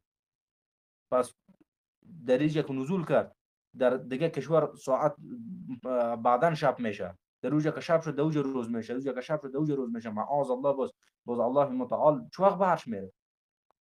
و عرش که از عرش خو یک نقطه نیست، او بسیار یک نقطه وسیع است. در کدام قسمت؟ معاذ الله. امام ابو حنیفه رحمه الله در فقه الابسط کتابشون در صفحه 161 میگه قلت ارعیت لو قیل عین الله تعالی، میگه اگر کسی از ما میگه پرسان میکند که الله متعال کجا هست، فقال یقال، ما میگویم برای او له کان الله تعالی ولا مکانا قبل ان یخلق الخلق، الله متعال بود ولا مکان، زمانی که مکان نبود، قبل ان یخلق الخلق، میگه قبل از اینکه خلق بکند چرا؟ تمام مخلوقات. وكان الله وبود الله متعالى ولم يكن عينه ولا خلق كل شيء وهو خالق كل شيء. و الله متعال بود زمانی که پیش از اینکه چی بکنه؟ خلق بکنه تمام مخلوقات، و او خالق تمام مخلوقات است. این عقیده امام ابو حنیفه رحمه الله است. او قولی را که شما میارین که الله متعال را گفته که کسی که نداند که الله متعال در آسمان است یا در زمین، او کافر می شود. این مسئله امام صاحب اینطور است که یک نفر میگه که الله متعال در آسمان است یا در زمین، خب میگه از این دو تا دیگه کش میگه او کافر شده و الله متعال مکان ثابت کرده، او مشبهه و مجسمه است. خب به هر صورتی باز در بحث پیچیده تر میشه. ما گفتیم که اطیع الله و اطیع الرسول و اولی الامر منکم. لفظ اولی الامر ما از تفسیر بغوی آوردیم که جابر رضی الله عنه و ابن عباس، جابر ابن عبدالله رضی الله عنهما و ابن عباس رضی الله عنهم، هر دوی از اینا میگن که هم الفقهاء والعلماء الذين يعلمون الناس معالم دينهم، وهو قول الحسن والضحاك ومجاهد. قول ابن عباس، جابر رضی الله عنهما، ابن عباس رضی الله عنهما میگه که مراد از اول الامر فقها و علما هست، کسانی که دین را تعلیم میتن. برای کی؟ برای مردم. اینجا الله متعال میگه که اطاعت بکنید از اول الامر. ما بگویم نه، ولی مذاهب نفهمیده چیزه. و هو قول الحسن و الضحاک و مجاهد. بنابر اینمی آیات، چون که اطیع الله و اطیع الله تنها قطعی و ثبوت قطعی و دلاله هست، اطیع الرسول هم قطعی و ثبوت قطعی و دلاله هست. نمیشه که اطیع الله را به الله متعال نسبت بدیم باز به چیز دیگه دلالت میکنه. نه، تنها به الله متعال دلالت میکنه. این چیز قطعی و ثبوت، قطعی و دلاله. و اول الامر قطعی و ثبوت است لیکن قطعی و دلاله نیست. چرا؟ به خاطر ازی که اول الامر امرا هم داخل میشه، امرا و فقها هم، و دو چیز دلالت میکنه.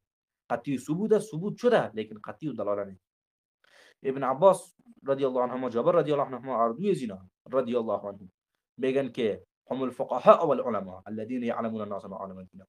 قول حسن، ضحاک و مجاهد امیچی است.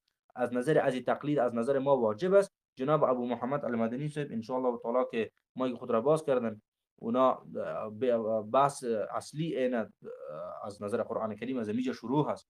بحث اصلی از نظر قرآن کریم و شما حکم شرعی تعیین بکنین و تفسیر بکنین در رد تقلید آیت برین. این ما خو آیت آوردیم تفسیر هم کردیم، تفسیر البغوی از بغوی، امام بغوی شافعی رحمت الله علیه که میگه قول ابن عباس و جابر رضی الله عنهما میگه که الفقهاء والعلماء الذين يعلمون الناس معالم دینه.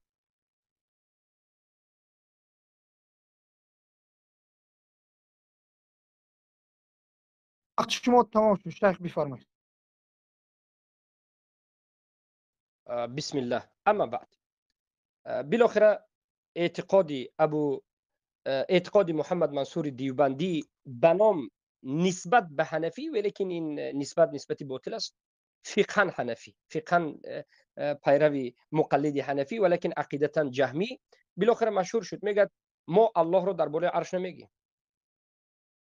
ببینید انا همچنین هستم.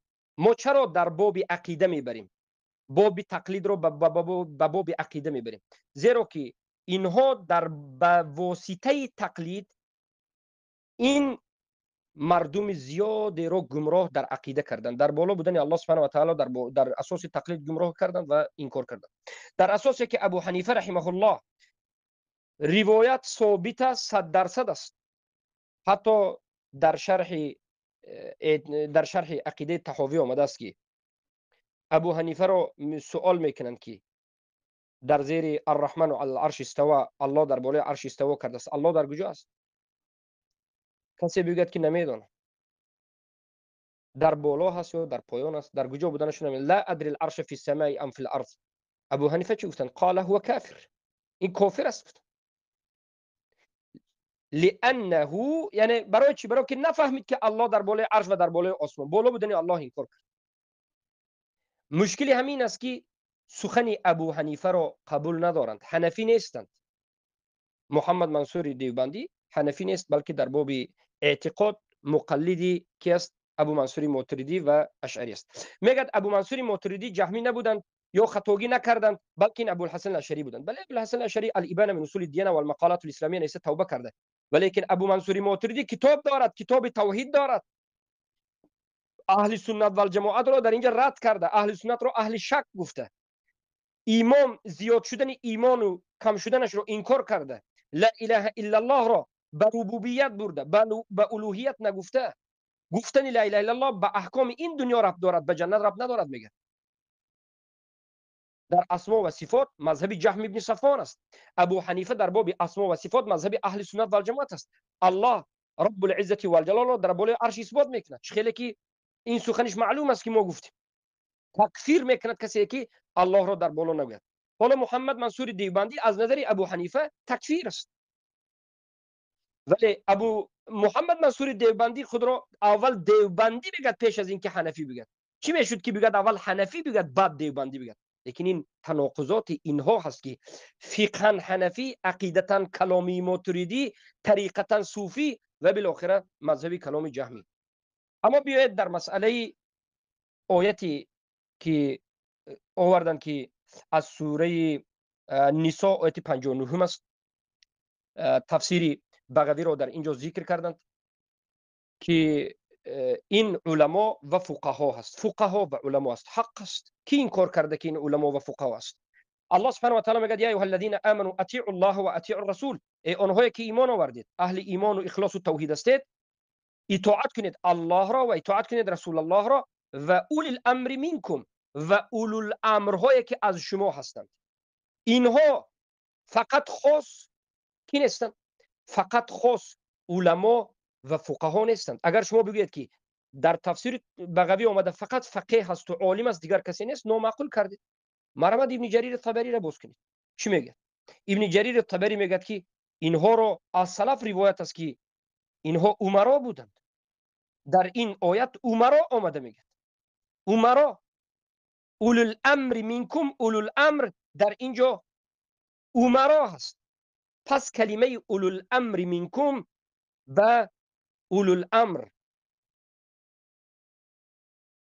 کسانی که هم علما هستند، هم فقها هستند و پیش از همه ولی الامر هستند. برای همین ابن جریر الطبری رحمه الله میگه واختلف اهل التأویل فی اولی الامر الذين امر الله عباده بطاعتهم في هذه الآية فقال بعضهم هم الامراء ذكر من قال ذلك كيست أعمش عن صالح عن أبي هريرة قوله أطيعوا الله وأطيعوا الرسول وأولي الأمر منكم هؤلاء هم الأمراء. أمراء گفتن، علما نه، اکثر أمراء گفتن. اولین قول أمراء گفتن. عن سعيد بن جبير عن ابن عباس أنه قال يا أيها الذين آمنوا أطيعوا الله وأطيعوا الرسول وأولي الأمر منكم نزلت في رجل بعثه النبي صلى الله عليه وسلم على سریه. این آیت نازل شد به یک حادثه که رسول الله صلی الله علیه و سلم سریه رو، جماعت رو برای جهاد ارسال کردند، در سرش یک کسی رو امیر گذاشتند و این آیت در همین حالت نازل شد که به همین امیرتون که رسول الله گذاشتند در اساس قرآن و سنت به شما سخن میکند و امر میکند اطاعت بکنید. و ما قاعده، بله همین حدیث رو میگم، 20 ثانیه شاید وقت برات و به محمد منصور هم 20 ثانیه وقت بید. طاعت علما، اطاعت فقها، اطاعت عمرا در زیر اطاعت قرآن و سنت، اطاعت الله رسول است. لا طاعة لمخلوق في معصية الخالق انما الطاعة في المعروف. رسول الله منهج تعلیم داد فقط در معروف. سخن علما و فقها موافق قرآن و سنت است، اهلا و سهلا. مخالف است به دیوار بزن. خیلی که خودی ابو حنیفه گفت سخن من مخالف باشد گفتم به دیوار بزن. بسم الله. جناب ابو محمد صاحب، شما حکم شرعی هم تعیین نکردین، حکم شرعی را تعیین کنین که باز ما پیجو. حکم شرعی سر تقلید شما ما که گفتم واجب است، شما چی تعیین میکنین بعد از اینکه جنبندی کردین سخنان خود؟ حکم تقلید رو اگرچه حالا بحث نباید در درون بحث به هم دیگر اینچنین صحبت بکنیم، 5 دقیقه و 5 دقیقه صحبت بکنیم، لیکن من باب احترام مناظره و بحث برای اینکه به برادران و خواهران فهم شود میگویم که در مسئله اعتقاد حکم تقلید جنبستیش این است که حرام است، عاقبتش ضلالت است. در مسئله احکام برای مجتهدین علما طالب علم ها حرام است، این ضلالت است و جایز نیست. اما برای مردم عوام وقتی که تعصب به مذهب نکردن جایز است، جایز، نه واجب، نه مستحب، نه چیز دیگر، جایز. خب بسیار درست است. شما گفتین که برای طالب العلم ها حرام است. الان اول ما باید اول شروع بکنم از سخنان جناب ابو محمد المدنی. امام ابو حنیفه رحمه الله گفته که اگر کسی نگوید که الله نمیدانم الله متعال در آسمان است و زمین و به حقیقت کافر شده. ولی این سخن ثابت است از امام ابو حنیفه رحمه الله. این سخن امام صاحب چی معنا را میرسانه؟ میگه در بالا یا در پایان؟ در امی دو تا خدای یکیش است. میگه این بر شخص، یعنی منظور امام صاحب است که مکان ثابت کرده به الله متعال. کسی که مکان ثابت میکنه برای الله متعال، الله متعال میگه که به عرش است و مکان و جای ثابت میکنه. این عقیده مشبهه هست، عقیده مجسمه هست. عقیده مجسمه و مشبهه الله متعال به بالای عرش اینا چی میکنن؟ قرار میدن. لیس کمثله شیء. اگر بگویی که الله متعال با عرش برابر است، مثل که یک شخص سلفی به نام متوکل در افغانستان اینا بودن، ای به عقیده بود که با عرش برابر است. اگر بگویی که الله متعال از عرش بگویی برابر است، اگر بگویی از عرش خورد است معاذ الله، یک نفر کافر شد که الله متعال الله اکبر چطور میشه. اگر بگویی که عرش کلان است و اگر بگویی الله متعال را کلان بدانی و عرش را مثلا کوچک بدانی، خب بازم دیگه استواخ برابر شدن را میگن. اگر بگویی الله متعال برابر است، لیس کمثله شیء، چطور میکنی؟ و این یک بحث جداگانه هست. حالا فعلا بحث تقلید هست. شما گفتین که عمرا، ما عمرا را براتون ذکر کردیم، گفتم که قطعی الثبوت. ما چرا گفتم قطعی الدلاله نیست؟ خب منظور ما اینه، میگم قطعی الدلاله دلالت نیست، قطعی الدلاله نیست، یعنی دلالت نمیکنه تنها برای فقها و العلماء. به خاطر ازی که در اینجا عمرا و فقها چی میشن؟ داخل میشن. الان در اینجا که ابن عباس و جابر رضی الله عنهم میگه که هم الفقهاء و العلماء، اطاعت از فقها از مجتهدین واجب است بالای ما. و در قسمت ازی که شما گفتین که امام ابو حنیفه رحمه الله گفته که سخن ما در اگر چی کرد با قرآن و سنت تصادم کرد او را به دیوار بزنید. ولی سخن امام ابو حنیفه رحمه الله اگر با قرآن و سنت تصادم بکنه او خب به دیوار زده میشه. او کی جرأت داره که باز او سخن را اول بگیره؟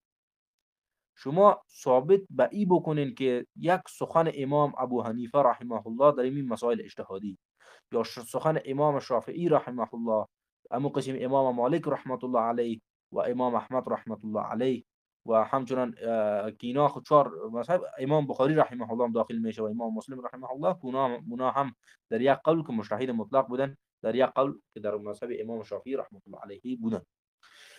و در طبقات شافعیه اسم از اونا ذکر است.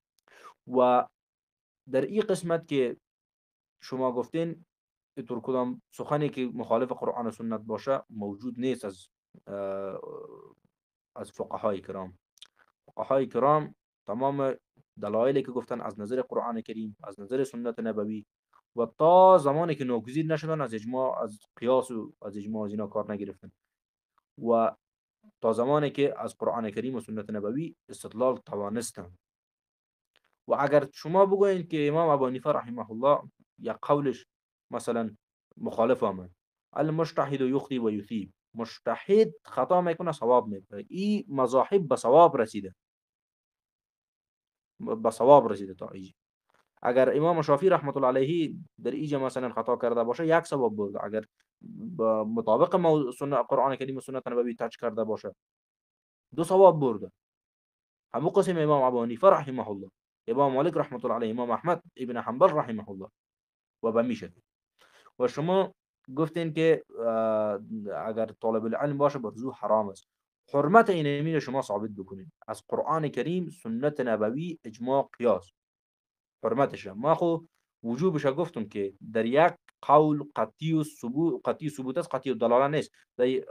جابر و ابن عباس رضی الله عنهم میگن هم الفقها و العلماء، از این خاطر که لفظ اطیع الله امر است ما او را واجب میکنیم.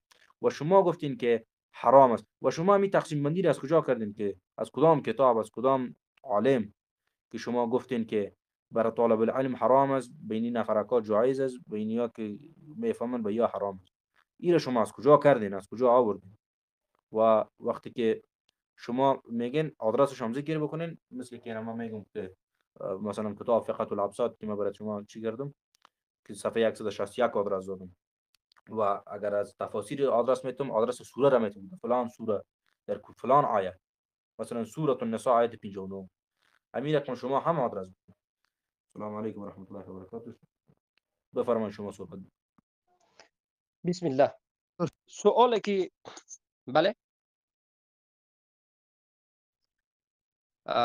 حالا ببینید ما 4 سوالی که کردیم که ابو حنیفه در باب ایمان اینجا خطا کرده، شما پیروی به همون خطاگی ابو حنیفه در باب ایمان، عمل از ایمان نیست، زیاده شوی و کم شوی عمل رو انکار کردن، این ترکیب ایمان رو زیاد و کم شوی و استثناء رو انکار کردن، مقلدی حنفی هستید یا دیگر علمای سلف رو 99% از 9 رو خطا میگید و حنفی رو حق میگید؟ ما این سوال رو کردیم، ولیکن افسوس تا به حال بجز این که سوالای شبهه‌ناکی که خودشون به خودشون سوال میکنند، خودشون به خودشون سوال میکنند، سوالهای کلامی و خودشون به شبهه گرفتار میشوند و به سوال داده کلامی جواب نگفته این کار میکنند. ما جواب قانع کننده نگرفتیم، هیچ جواب نگرفتیم. دلالت میکند که آقای محمد منصور دیوبندی حنفی مقلدند، در باب اصول مقلدی کورند، ولی دعوا میکنند که من مقلد نیستم. بگوید که ابو حنیفه در باب ایمان خطا کرده، دیگر باقی سلف درست کرده. بگوید که عمل از ایمان است. سوالهای کلامی را به یک طرف گذارید، گوید سمعنا و اطعنا، قبول کردیم ایمان آوردیم قرآن را. چرا به قرآن ایمان نآوردید؟ چرا در قرآن الله گفت که عمل از ایمان است؟ چرا زیاد کم شوی، زیاد و کم شوی را الله در قرآن گفت؟ پیامبر صلی الله علیه و سلم در حدیث گفتند. این از صحابه به اجماع ثابت است. این رو قبول نکردید، آمدید سخن ابو حنیفه رو قبول کردید. مگر ابو حنیفه از قرآن پیش میستد؟ مگر ابو حنیفه از رسول الله پیش میستد؟ مگر ابو حنیفه از صحابه پیش میستد؟ یا بگوید که ابو حنیفه خطا کرده، ما مقلدی ابو حنیفه نیستیم، یا بگویند که ما در مسئله اصول مقلد نیستیم، یا بگوید که ما مقلد هستیم در همه حالت. به همین مسئله به پایان میرسد.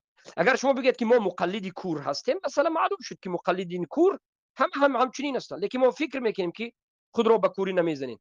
لیکن در مسئله این که الله سبحانه و تعالی در بالای عرش است و سخن ابو حنیفه در این مسئله که ابوالبکر و در بسیار جاها روایت هست، خودی محمد منصور دیوبندی میگن که بله قول شما صحیح است و این روایت از ابو حنیفه صحیح است. الحمدلله بله صحیح است، علاج انکار نیست، صحیح است. ولی شما فهمی که در زیر این قول ابو حنیفه گفتید، این فهم کی است؟ فهم علامه شیخ المشایخ قاضی القضات افغانی منصور دیوبندی حنفی ماتریدی کلامی است. شما کی هستید؟ سخنی خودی تو و دیگران ما به یک طرف به زباله می اندازیم. بیار در زیر سخن ابو حنیفه رحمه الله سخن دیگر از علما را که این سخن را شرح داده باشند، بیار نام کتاب، نام صفحه را که گفته باشند که منظور ابو حنیفه در اینجا دیگر بوده. کی میگوید؟ آقا منظور ابو حنیفه را به فهم خودت بیرون نبر. آقا جناب منظور ابو حنیفه را به فهم کلامی خودت به مذهب جهمی منصور ماتریدی نفهم. سخن هر یک سخن با زبان عربی به ظاهرش چگونه که هست همچنین فهمیده میشد. سخن معلوم است. ابو حنیفه گفتند هر کسی که نداند که الله درباره عرش است کافر است و هر کسی که نداند که عرش در کجا است کافر است. تمام. چی اینو چی میگوییم دیگه؟ اگر گفتنی باشه بیار سخن شاگردای ابو حنیفه را. شاگردان ابو حنیفه قائل بودند که الله در بالای عرش است. خیلی که در کتاب العلو و کتاب عرش امام الذهبی رحمه الله ذکر میکنه و اجماع داشتن سلف صالح که هر کسی که الله رب العالمین را در بالای آسمان نگوید کافر است و هر کسی که معرفت الحال به این داشته این را تکفیر نکرد کافر است.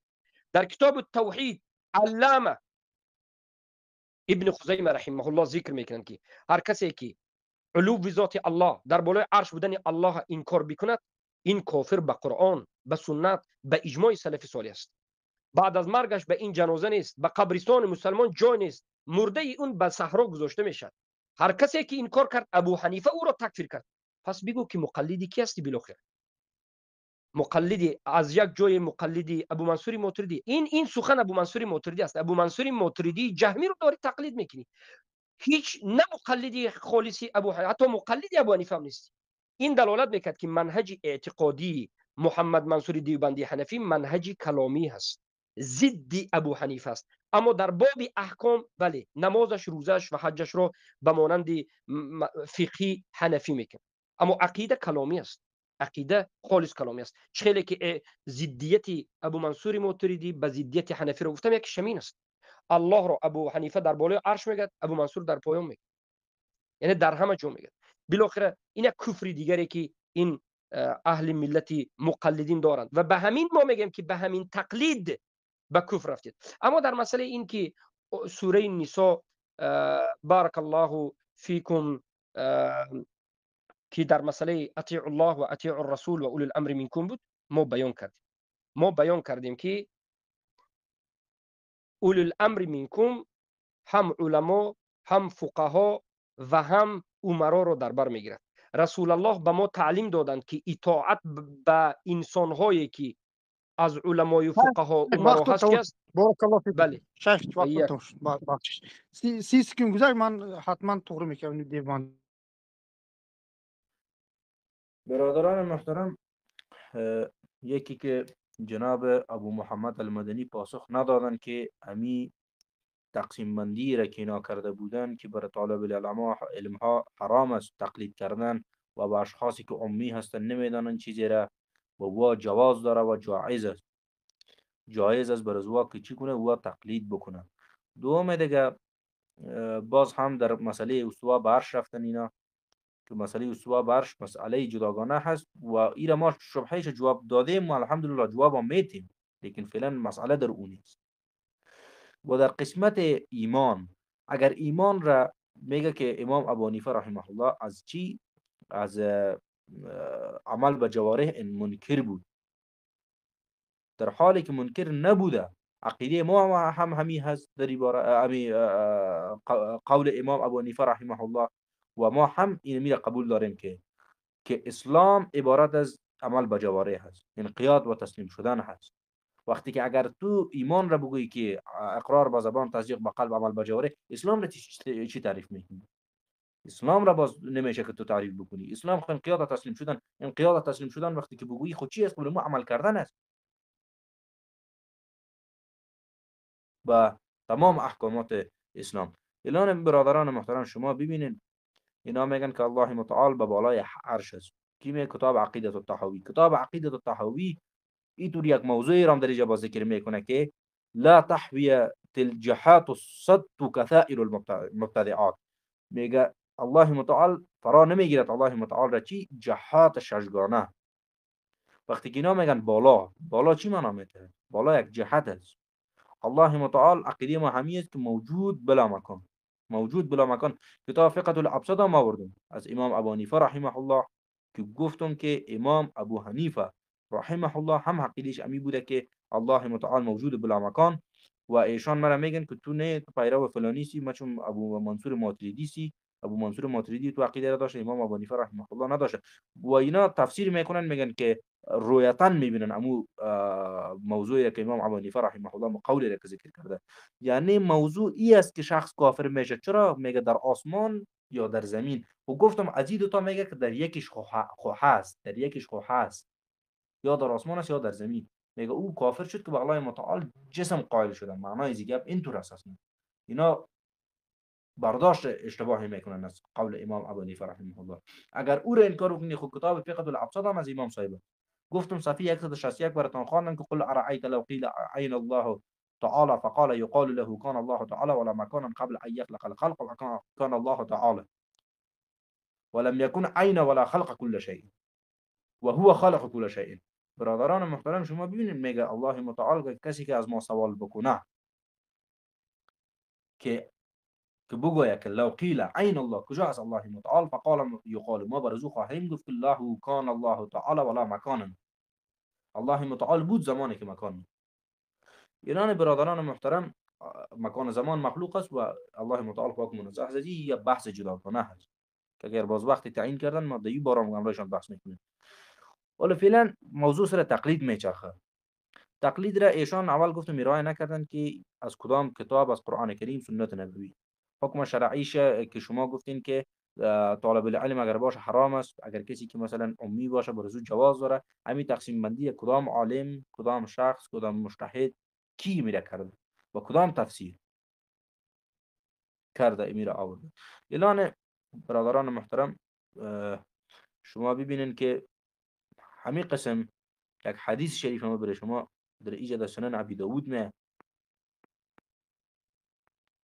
ما برای شما میخوانم، شما گوش بکنین که صحابه کرام خودش میگه حدثنا عبدالرحمن بن ابراهیم که ای در کتاب سنن ابی داود حدیث 432 در باب کتاب الصلاة در ایجا ذکر میشه که حدثنا عبدالرحمن بن ابراهیم دحیم الدمشقی حدثنا ولید حدثنا العوزاعی حدثني حسان يعني ابن عطية عن عبد الرحمن بن ثابت عن عامر بن ميمون الأودية قال قدم علينا معاذ بن جبل إلى جبل اليمن رسول الله صلى الله عليه وسلم إلينا. عامر بن میمون میگه خود از اینا چی بودن یا خودشون صحابه هستن. میگه معاذ بن جبل به نماینده رسول صلی الله علیه و سلم بود به یمن هم. فسمعت تکبیره مع الفجر رجل اجش الصوت. صدای بسیار زیبا بود در تکبیر صبح. ما چی کردیم؟ صدای از اینا ما شنیدم. قال فألقيت عليه محبتي فما فارقته حتى دفنته بالشام ميت. محبت ما میگه در دل در محبت در دل ما بسیار زیاد شد و ما چی شدم زمانی که او وفات یافت را در شام دفن کردیم. ثم نظرت الى افقه الناس. یعنی از این معلوم میشه که قبل از این تقلید میکرد از معاذ بن جبل، بعد از این که ایشون وفات یافت به طرف افقه الناس. شما اجازه بدین یک چند ثانیه 20 ثانیه دیگه باز با جناب ابو محمد اجازه بدین اجازه بدین. ثم نظرت الى افقه الناس. بعد از نظر کردم به فقیه ترین مردم بعد از او فاعطيت ابن مسعود فلزمته حتى مات. ما به طرف ابن مسعود رفتم و یعنی از او تقلید کردم تا زمانی که چی کرد ایشان وفات یافت. در اینجا صحابه کرام معاذ الله اینا امی بودن، کدام نفری بودن که نمیفهمیدن چیزی را که باز ای رفت از معاذ بن جبل تقلید کرده. زمانی که معاذ بن جبل وفات یافت چی کرده؟ رفت پیش پشت ابن مسعود میگه افقه الناس، پیش فقیه ترین مردم. اعلان شما که گفتین همین تقسیم بندی از کجا شد؟ خب مخالف با حدیث برام کتاب سنن ابی داود و کتاب صلات حدیث 432 اغلبا بود. ما برای شما خوندیم. بسم الله. تقسیم بندی که ما کردیم ایشون خیلی خرسند شدن وقتی که ما کمی سکوت کردیم، خرسند شدن که گویا وجود ندارد. بله، تقسیم بندی در کتاب رد قیاس از رد قیاس و مقلدین ابن حزم در مسئله رد قیاس و مقلدین ابن حزم و اینچنین این تقسیمات در عموم کتاب الشوکانی در باب التقلید و اینچنین این ظاهری این تقسیمات در خود قرآن، در آیات های قرآن دیده می شود که ما البته آهسته به ادله که حالا ما دلیل نآوردیم، به ادله به هر یک گفته امون می رویم که الله سبحانه و تعالی خودش در ظاهر قرآن تقلید کردن را در باب اعتقاد حرام کرده و این تقسیمات را اول از قرآن بعد از این مقلد شدن و به مقلدی دعوت کردن را صاحب مذاهب انکار کرد. اولا ببینید به تفسیر بغوی باز میگردیم که و اولی الامر منکم، یک دلیلی که آوردن، دلیل از آیت هست که اولی الامر این از متشابهات شد، زیرا که در بالای این آیت چی شد؟ در بالای این آیت اختلاف به وجود آمد. خود صحابگان قسم این را از ابن عباس و جابر رضی الله عنه گفتن هم الفقهاء والعلماء، دوامش رو نمیخوند که چی میگه؟ الذين يعلمون الناس معالم دینهم، اونهایی که به مردم معالم دین را در اساس قرآن و سنت تعلیم میدن. یعنی وقتی که خطا کردن در این مسئله، یعنی یگان در اینجا اطاعت فرضیه نآمده و در پایانش از ابو هریره آمده هم الامراء والولاة. و بسیاری تفسیری خود تفسیری بغوی نوشته شدن که این امرا و ولات هستند و دیگر این همه حدیث هایی که در اینجا آمده درباره امرا و ولات است. ولی بیاید به تفسیری ابن کثیر میرویم، ما قرآن رو بیاید به فهم خود نفهمیم، به مانند این آقای جناب که به سؤالهای ما که شما مقلدی در باب اصول، مقلدی حنفی در باب ایمان هستید، عمل رو از ایمان نیست، زیاد و کم شدن عمل رو انکار میکنید و استثناء در ایمان رو انکار میکنید و مقلد ابو حنیفه هستید یا که ابو حنیفه رو در این باب خطا میگید. بسم الله، چرا جواب نمیگید؟ چرا آشکار و واضح در این مسئله جواب نمیگید؟ در مسئله این که در این باب اطیعوا الله و اطیعوا الرسول و اولی الامر منکم است، ابن کثیر رحمه الله خیر زیبا جواب میده و در از مسند احمد بن حنبل روایت میکنند از احمد بن حنبل حدثنا الى اخره قال لهم اليس قد امركم رسول الله صلى الله عليه وسلم ان يطيعوني قالوا بلى قال اجمعوا لي حطبا ثم دعا بنار فاضرمها. یعنی بالاخره این مرد میگه که آیا رسول الله امر نکردن؟ این کی بود؟ این یکی از امون امیرهای بود که نامش عبدالله ابن حذیفه ابن قیس ابن عدی بود که پیامبر صلی الله علیه و آله به سریه امیر کردند و فرستادند.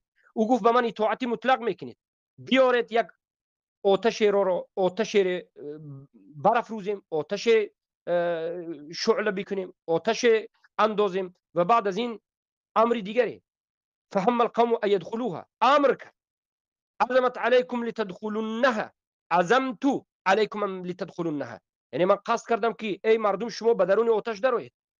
قال فهم القوم ان يدخلوها قال فقال لهم شاب منهم انما فررتم الى رسول الله من النار فلا تعجلوا حتى تلقوا رسول الله صلى الله عليه وسلم فإن أمركم أن تدخلوها فادخلوها. قال فرجعوا إلى رسول الله صلى الله عليه وسلم فأخبروه فقال لهم لو دخلتموها ما خرجتم منها أبدا إنما الطاعة في المعروف. أخرجاه في الصحيحين. از حدیث اعمش در صحیح بخاری و مسلم آمده است. معنای حدیث چی است؟ امیر را پیامبر گفتند که اطاعتش کنید. امیر وقتی که مخالف قرآن و سنت صحبت میکند اطاعتش نکنید. امیر آتش را بلند کرد و خواست که مردم به درون آتش درآیند و او را اطاعت کنند.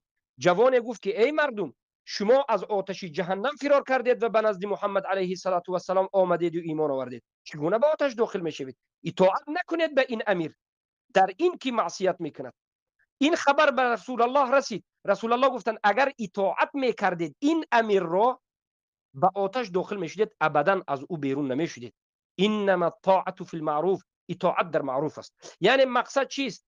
مقلدی اگر این آیت را مقلدین کور حجت بگیرند که و اولی الامر منکم این امر به تقلید است، باطل است. خودی رسول الله گفتند که همان وقت به فقها، همان وقت به فتوا و به مذهب فقها و علما و امیرها اطاعت میکنید که سخنشان در اساس قرآن و سنت باشد.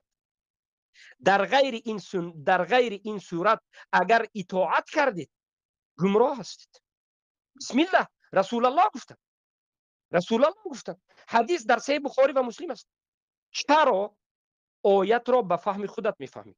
بله علما هست، بله فقها در این آیت معناش هست، لیکن چرا میگویی که انمین الله امر کرد مقلد باید علما به تقلید کنید؟ ما میگوییم که علما و فقها وقتی که به قرآن و سنت صحبت کردند بله سمعنا و اطعنا، ما به علما اطاعت نکردیم، به قرآن و سنت اطاعت کردیم. به این سوالی من جواب بگو. بسم الله. و سوالی که پیشتر چهار دادم. برادران محترم، ما بازم عرض میکنم و بازم گفتیم که ایشان در بحث ایمان گفتیم ایمان از اصول است. در بحث اصول ما حنفی ها و چی نیستیم؟ مقلد نیستیم. ما در مسائل اجتهادی مقلد هستیم و امام ابو حنیفه رحمه الله را بر حق میدانیم. هر کس از حدیث مثال ما براتون میگم.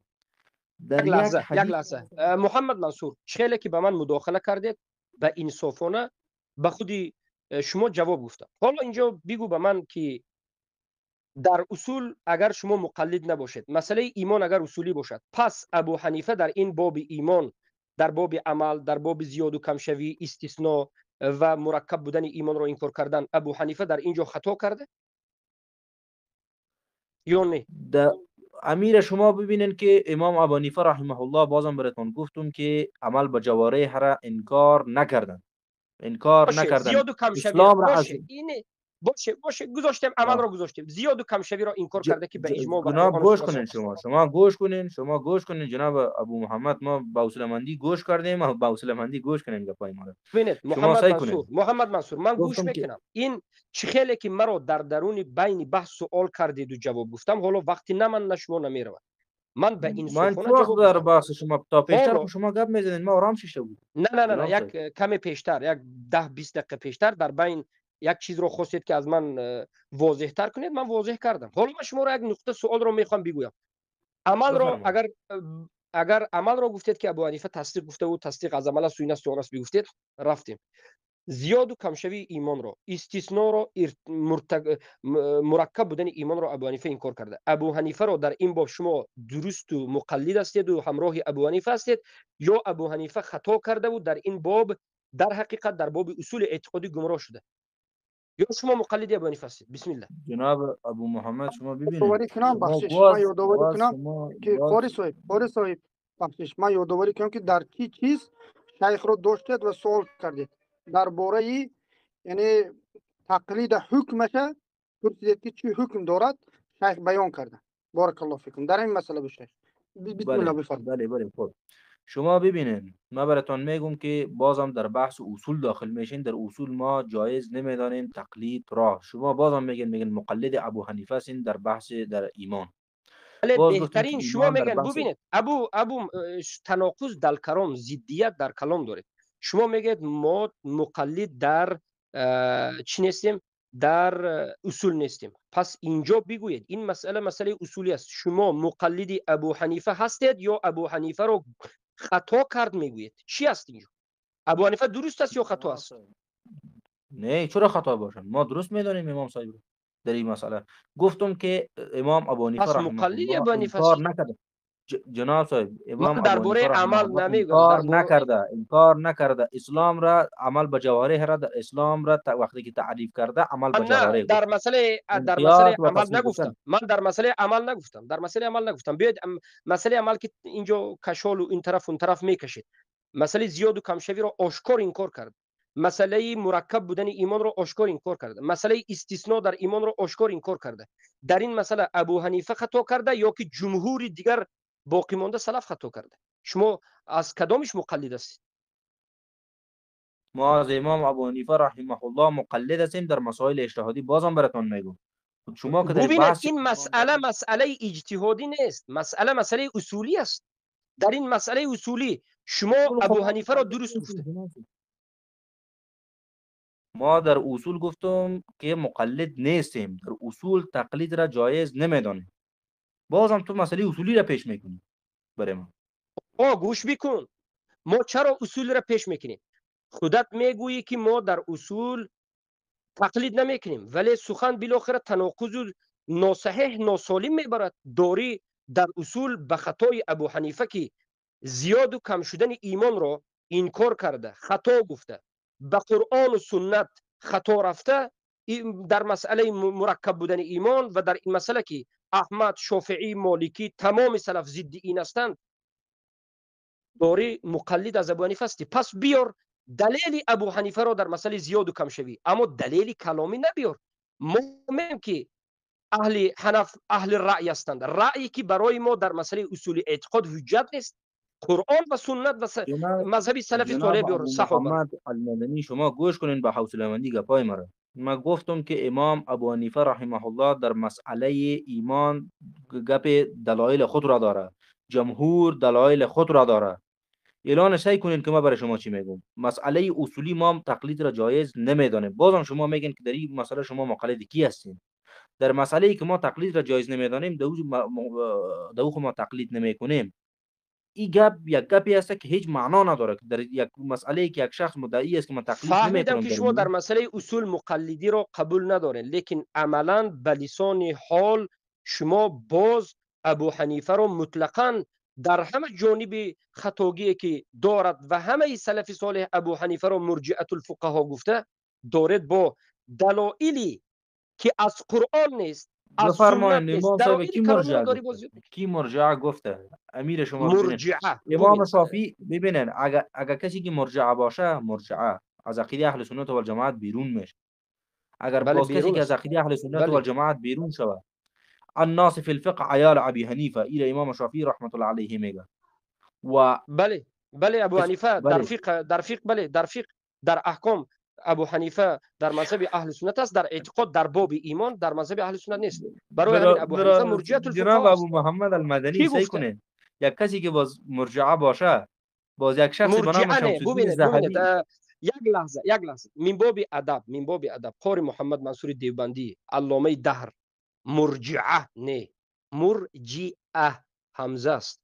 آیت رو هم خوندید که علیه، الیه رو علیه، و بسیار جایهایی که همزه هست دارید عین میخونید و این درست نیست. این من باب یک یادرسانی. من میخواستم که این موضوع رو نگویم و شاید خود شما متوجه شید، لیکن بالاخره مسئله مرجعه رو که مرجعه گفته سید، این دیگر غلطی بزرگ است. مرجعه گوش کنین. بله مرجعه او همزه داره، باز های داره، ما میفهمیم اینو برادر. گوش کنین. اعلان امیجه که شما میگین که امام صاحب مرجع در عقیده میگن که مرجعه الفقها، باز کسی که مرجعه شد از عقیده اهل سنت و الجماعت در کل بیرون میشه. کسی که خوارج شد از عقیده اهل سنت و الجماعت بیرون میشه. در عقیده وسط، عقیده اهل سنت و الجماعت در عقیده وسط قرار داره. اگر افراد در صورت بگیره، شخص خوارج میشه، به خوارجیت میپیونده. اگر کسی تفرید در صورت بگیره، نفر مرجعه میشه. و در این قسمتی که شما میگین مرجعه است، کتاب میزان الاعتدال شما میتونین ببینید، فی نقد الرجال از شمس الدین الذهبی شافعی رحمت الله علیه. کتاب سیر اعلام النبلاء، کتاب از شمس الدین الذهبی شافعی رحمت الله علیه. کتاب تاریخ صغیر، تاریخ کبیر، تاریخ اوسط از امام بخاری رحمه الله. کتاب تهذیب التهذیب از ابن حجر عسقلانی رحمت الله علیه. شما میتونین مراجعه زیاد بکنین. نام کتاب ها رو نگوین. ببینین شما میتونین شما نام کتاب مراجعه رو بکنین گرفتن در مسئله کتب رو حل جرح نمیگه. تعدیل. در کجای جرح تعدیل آمده که امام صاحب چی تمام است؟ مرجعه هست. امام البخاری مرحمت کتاب تاریخ کبیر را حالا که شد طبعه ها مختلف است. امام البخاری رحمه الله میگه که ابو حنیفه کان مرجعی. چی میشد برای تاریخ کبیره که به لفظ خودت به نام خودت آوردی؟ امام البخاری سلفی اومد میگه ابو حنیفه کان مرجعی. من که از خودم نگفتم. پس چی شدی؟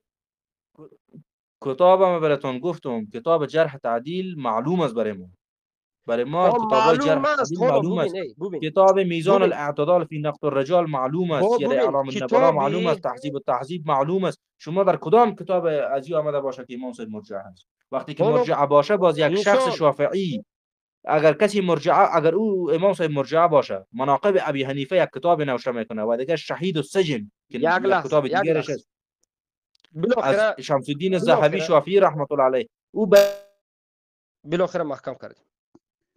ببینید کتاب رو میگویی، مجبور هستیم که حالا کمی صحبت بکنیم و به خودت هم دور بدیم. کتاب را گفتی، کتاب علم رجال تاریخ کبیر امام البخاری گفتی. من میگم که امام بخاری در کتاب تاریخ الکبیر میگوید که ابو حنیفه کان مرجئی، ابو حنیفه مرجئه بود. میگه چی است؟ در کتاب تاریخ کبیر نوی ببین که امام بخاری درباره ابو حنیفه صحبت میکرد، کامل بخوان میکرد. امام البخاری میگه که ابو حنیفه مرجئی بود. بسم الله بیا بالا، از همین کتاب میگه. مناقب بود همه کتاب هایی که مثلا تاریخ بغداد، ابوالخطیب البغدادی مناقب ابو حنیفه رو نوشته. در اون طرف مرجئه بودن ابو حنیفه، خطا کردن ابو حنیفه، کسانی که در خطا به ابو حنیفه رفته تقلید میکنند، گمراه بودن اونها را ذکر کرده. چرا یک جانب رو میگویی دیگر جانب رو نمیگویی؟ مشکلی همین است. اما کنون بسم الله بسم الله کجا شدی؟ بیا.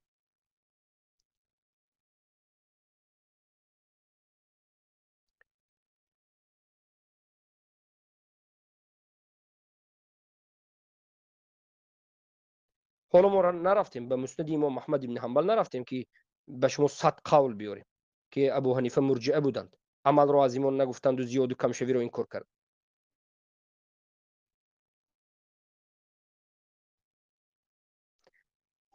شهرستانی در کتاب ملل و النحل میگه که کان یقال لابی حنیفه و اصحابه مرجئه. در کتاب سنه عبدالله آمده است. این چنین در کتاب شهرستانی فی الملل و النحل آمده است. ابو حنیفه و اصحاب ابو حنیفه گفته میشد مرجئه.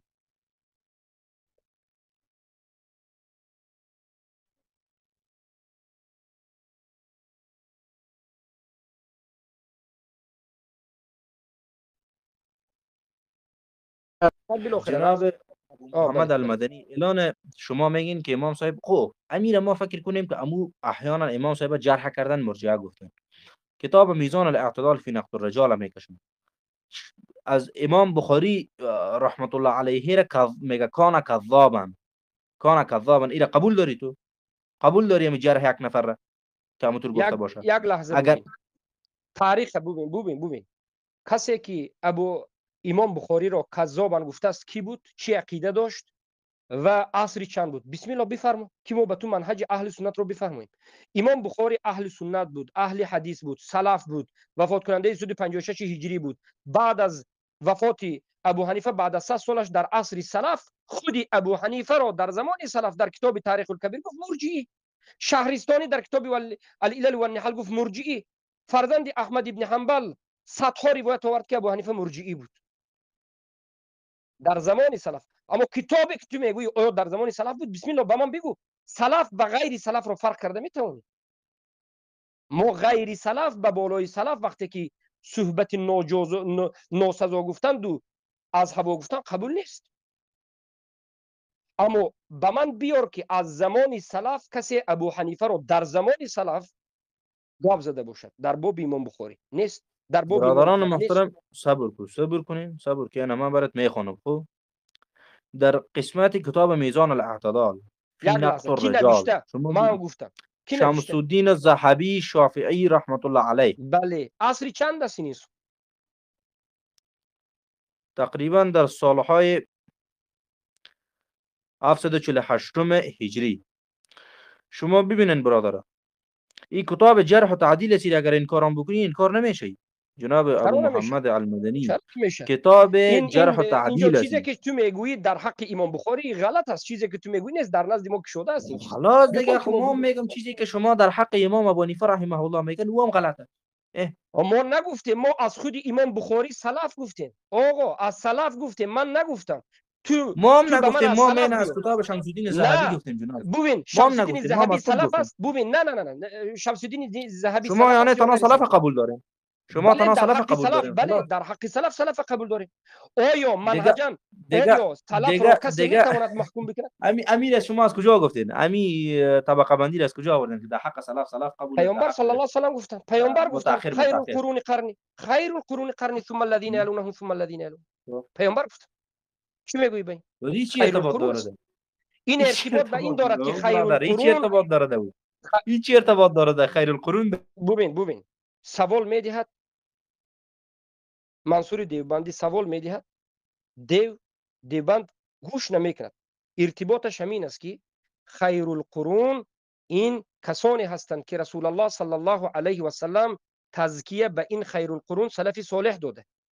تابعین تبع تابعین، صحابه تابعین تبع تابعین، کسانی که اینها خیر القرون بودند. الله از صحابه راضی شده، شاگردان صحابه به منهج صحابه تابعین و تبع تابعین. آیا جایز است که کسی بعد از 700 سالی یا 500 سالی سلف بیاید و سلف رو کذاب بگوید؟ حالا که باطل است این سخن باطل است از شمس الدین الذهبی در حق کی؟ در حق امام البخاری. در نزد ما این وجود دارد، لیکن اینها این طرف اون طرف دار میزن. عاقبت همین است. انا کنون صحبت ما قدر زیاد و طولانی نمیکنیم، صحبت با این انسان بس است. ما در وقت بحث مناظره به آداب و اخلاق صحبت کردیم. بله، به آداب و اخلاق صحبت کردیم. انا کنون ما حکم به آداب و اخلاق صحبت کردیم، برای اینکه به ادبی این طرف و اون طرف درزنی رفته ایستاده است. بحث به نقطه آخر که رسید، ما حکم میگذاریم به این انسان محمد منصور دیوبندی حنفی. حکمش جهمی است. این انسان حکم جهمی. یک آیت را آورد که ما به این آیت جواب دادیم، از این آیت بیرون نمیشود. حالا که ما به آیت های دیگر باید رویم که تقلید چی است؟ حرام است. بارک الله فیکم.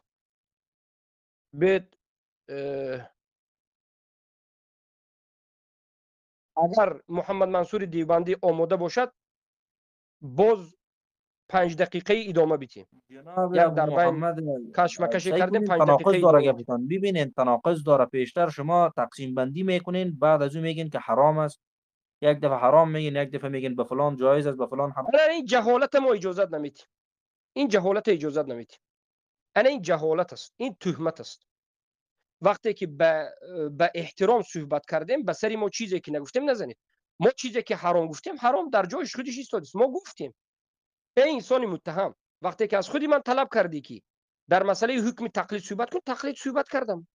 من بیان کردم که علما و مجتهدین برایشان درست نیست، طالب علم ها برایشان درست نیست. این الا در مسائل نادره که نیفتند. عوام به شرط جایز است که متعصب نباشه.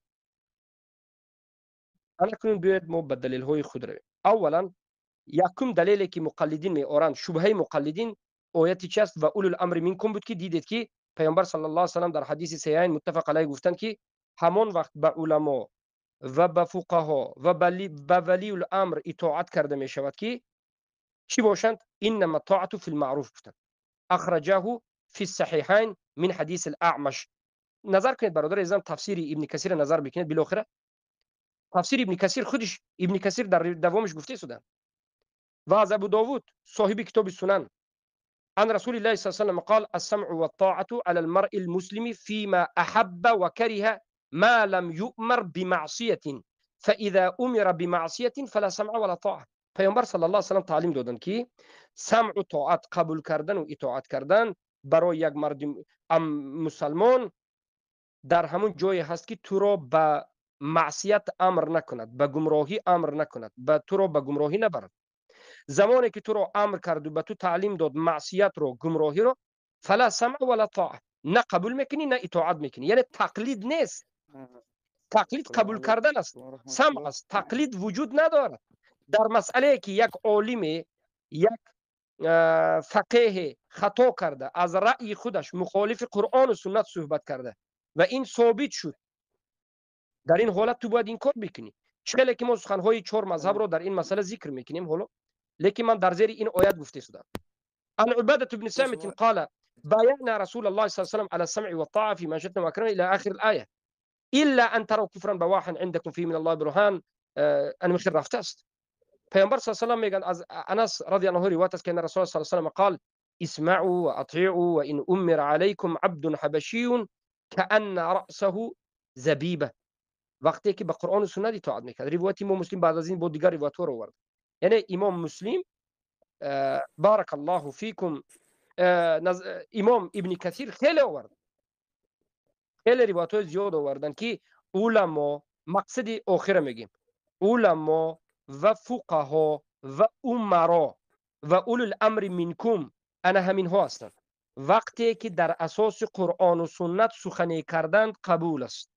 وقتی که غیر قرآن و سنت سخن کردن قبول نیست. پیامبر تعلیم دادن آخر. میگد نه، میگد نه. انا کنون دومین دلیلی که اهل تقلید می آرند، دلیل اینها را بگوییم. دلیل می آرند اهل تقلید که بارک الله فیکم فاسألوا اهل الذکر ان کنتم لا تعلمون. اهل ذکر را سوال کنید اگر ندانید.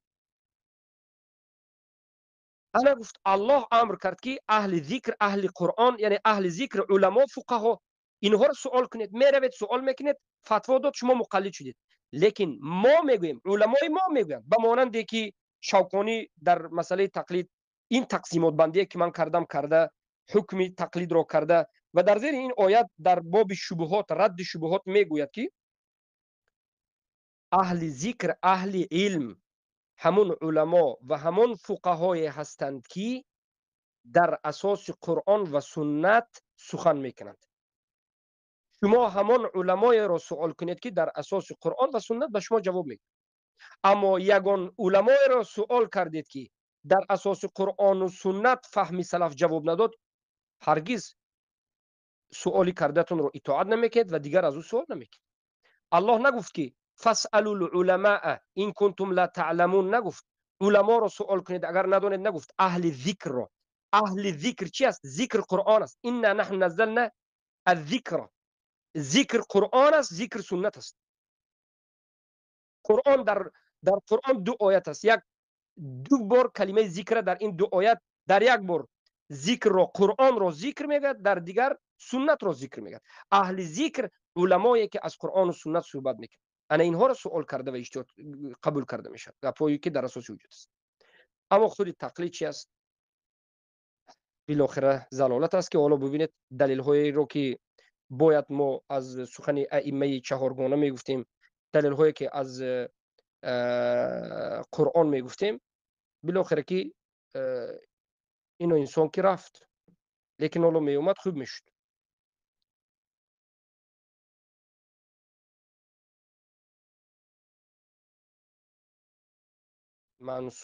محمد منصور دیوبندی.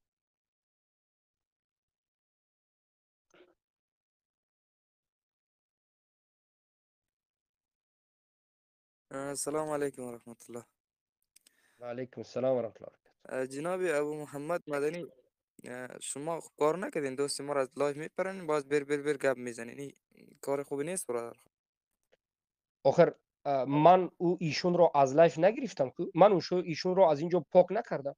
ایشون شاید خودی موج ایشون یگان چیزی ایشون مشکلی باشد، این از من که نیست. اولا ثانیا اگر ایشون یک بار از اینجا پرید و رفت، من دیگر خاموش اینجا بیستم یک روز چیکار بکنم؟ حالا حالا اینجا که چیکار مشکل بکنم؟ نبود رو بند کردی، مایکشو بند کردی برادر، مایکشو بند کردی. ما نه دیدی ساده است کار کنیست. ببین اگر اینجا می بود، ببین من خواستم که با نوبت صحبت بکنیم. او که صحبت کرد از من سوال کرد، من خواستم که جواب بگویم، مرا اجازه نداد که جواب بگم. چیکار بکنم من در اینجا؟ خواست شما اصلا می قوانین گذاشتین، بس خودتون مراعات نکردین بله دیگه. قوانین را درست ما رو گذاشتم. مایکشو بند کردین. نه من مثلا به مثل مراعات کرد. او در بین صحبت من مرا قطع کرد. خیلی که برادر ابو عبدالرحمن تایید کرد، از من سوال کرد که من میخوام به من بگویی که احکام مقلدین حکمشون چیست. من بیان کردم. من هم در بین صحبت به او سوال کردم که بالاخره انا همچنین کار شد که رفت. انا همین است. نه مایکشون رو بند کردین، باز مایکشو بند کردین، او صدای شما رو نه شنیده. ببینید من چندین بار گفتم سوال کردی جواب بگویم. هر دو حالا طرف که داریم به هم دیگر پر میکنیم دیگه، که ما شب و روز است که صحبت میکنیم خسته میشیم. من گفتم کمی خاموش باشد، من بگویم، بعد از این بگویم. بیاد اینجا، بیاد اینجا. دلیلی که من آوردم قبول ندار. اولو الامر منکم یک دلیل آورد. چندین بار احادیث رو دارم میخوانم که این دلیل در حالت علما و فقها و امرایی که در زیر اطاعت الله رسول سخن حق گفتن. حدیث ها رو دارم جناب میخوانم. گرامی فهمیدی جناب، شما وقت که قوانین گذاشتین چی گذاشتین، حالا از لایف رو پاک کردین، اینجا آمده گپ نه زدن. این خودت هم داری گشته و برگشته بی ادبی میکنی. جناب یک ما همیشه مرتبه دیگر دیده بار ساده بودم دیگر مجبور بی ادبی کردین. کردی. ببین بار دیگر بی ادبی کردی، من تو رو هم قطع میکنم. من او را قبل شما از آنلاین پاک نکردم. من او را پاک نکردم. جناب ابو محمد ببین مدنی فهمید ما کلان یک کلان لحظه اجازه بده که صحبت بکنم. یک لحظه اجازه بده که صحبت بکنم. یک لحظه اجازه بده. من به تو حالا سومین مرتبه دارم تکرار میکنم. ای انسان، من او جناب دیوبندی را که جهمی هست پاک نکردم. من از اینجا پاک نکردم، او رفت خودش. فهمیدی تو جمعیه میگه وقتی باز خود ثابت هم کرده نمیتونی بسار چرا جهمیه ثابت کرده نمیتونم؟ کسی که الله را در بالا بودنش را انکار کند مگر جهمی نیست؟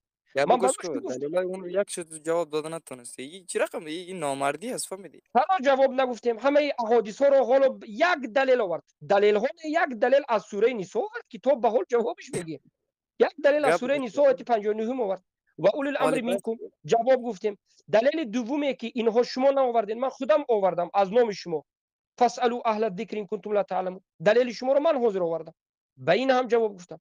حالا من دلیل باید بیارم. حالا نوبت گپ نیست که گوش باید دلیل گپ بیارم. گوش حالی که بالاخره دلیل فرار نداری کردین. نه نه ببین نه استاد تا یا گپ بیار اینجا. گوش کو شیخ ما تا بیار کلان اینجا. خاموش بیخی کلان خودت. کلانای تو خواندی فهمیدی ببین وقتی که تحقیر به من تهدید میکنی من خاموشت میکنم. اینجا جای تحقیر و تهدید نیست. کلان کلانات فهموندیم هیچی نمیفهمون. یا راه شیخی ضالت گیرون بیار اینجا. من من باب مناظره به خاطر ترک نکردن مناظره من او را حکم یا یگون چیزی نگفتم. لیکن بله معلوم شد که محمد منصور دیوبندی که دعوای حنفی میکرد حنفی نیست. عقیدتا حنفی نیست بلکه عقیدتا جهمی است. عقیدتا السلام جهمی است. علیکم الله وبرکاته. الله را جناب در بالا بودنش را انکار میکند. در بالا بودن الله را انکار میکند. عمل را از ایمان بودنش را انکار میکند. ابو حنیفه را در اینجا حق میداند. گویا که به ابو حنیفه نیو تقلید نکرده دلیل دارد میگه. زیاد و کمشوی ایمان را انکار میکرد. اگر این جهمی نباشد پس کی جهمی است؟ وقتی که الله در بالا بودنش انکار کرد ابو حنیفه خودش اینا را تکفیر میکرد. پس کی کافر است اگر این کافر نباشه؟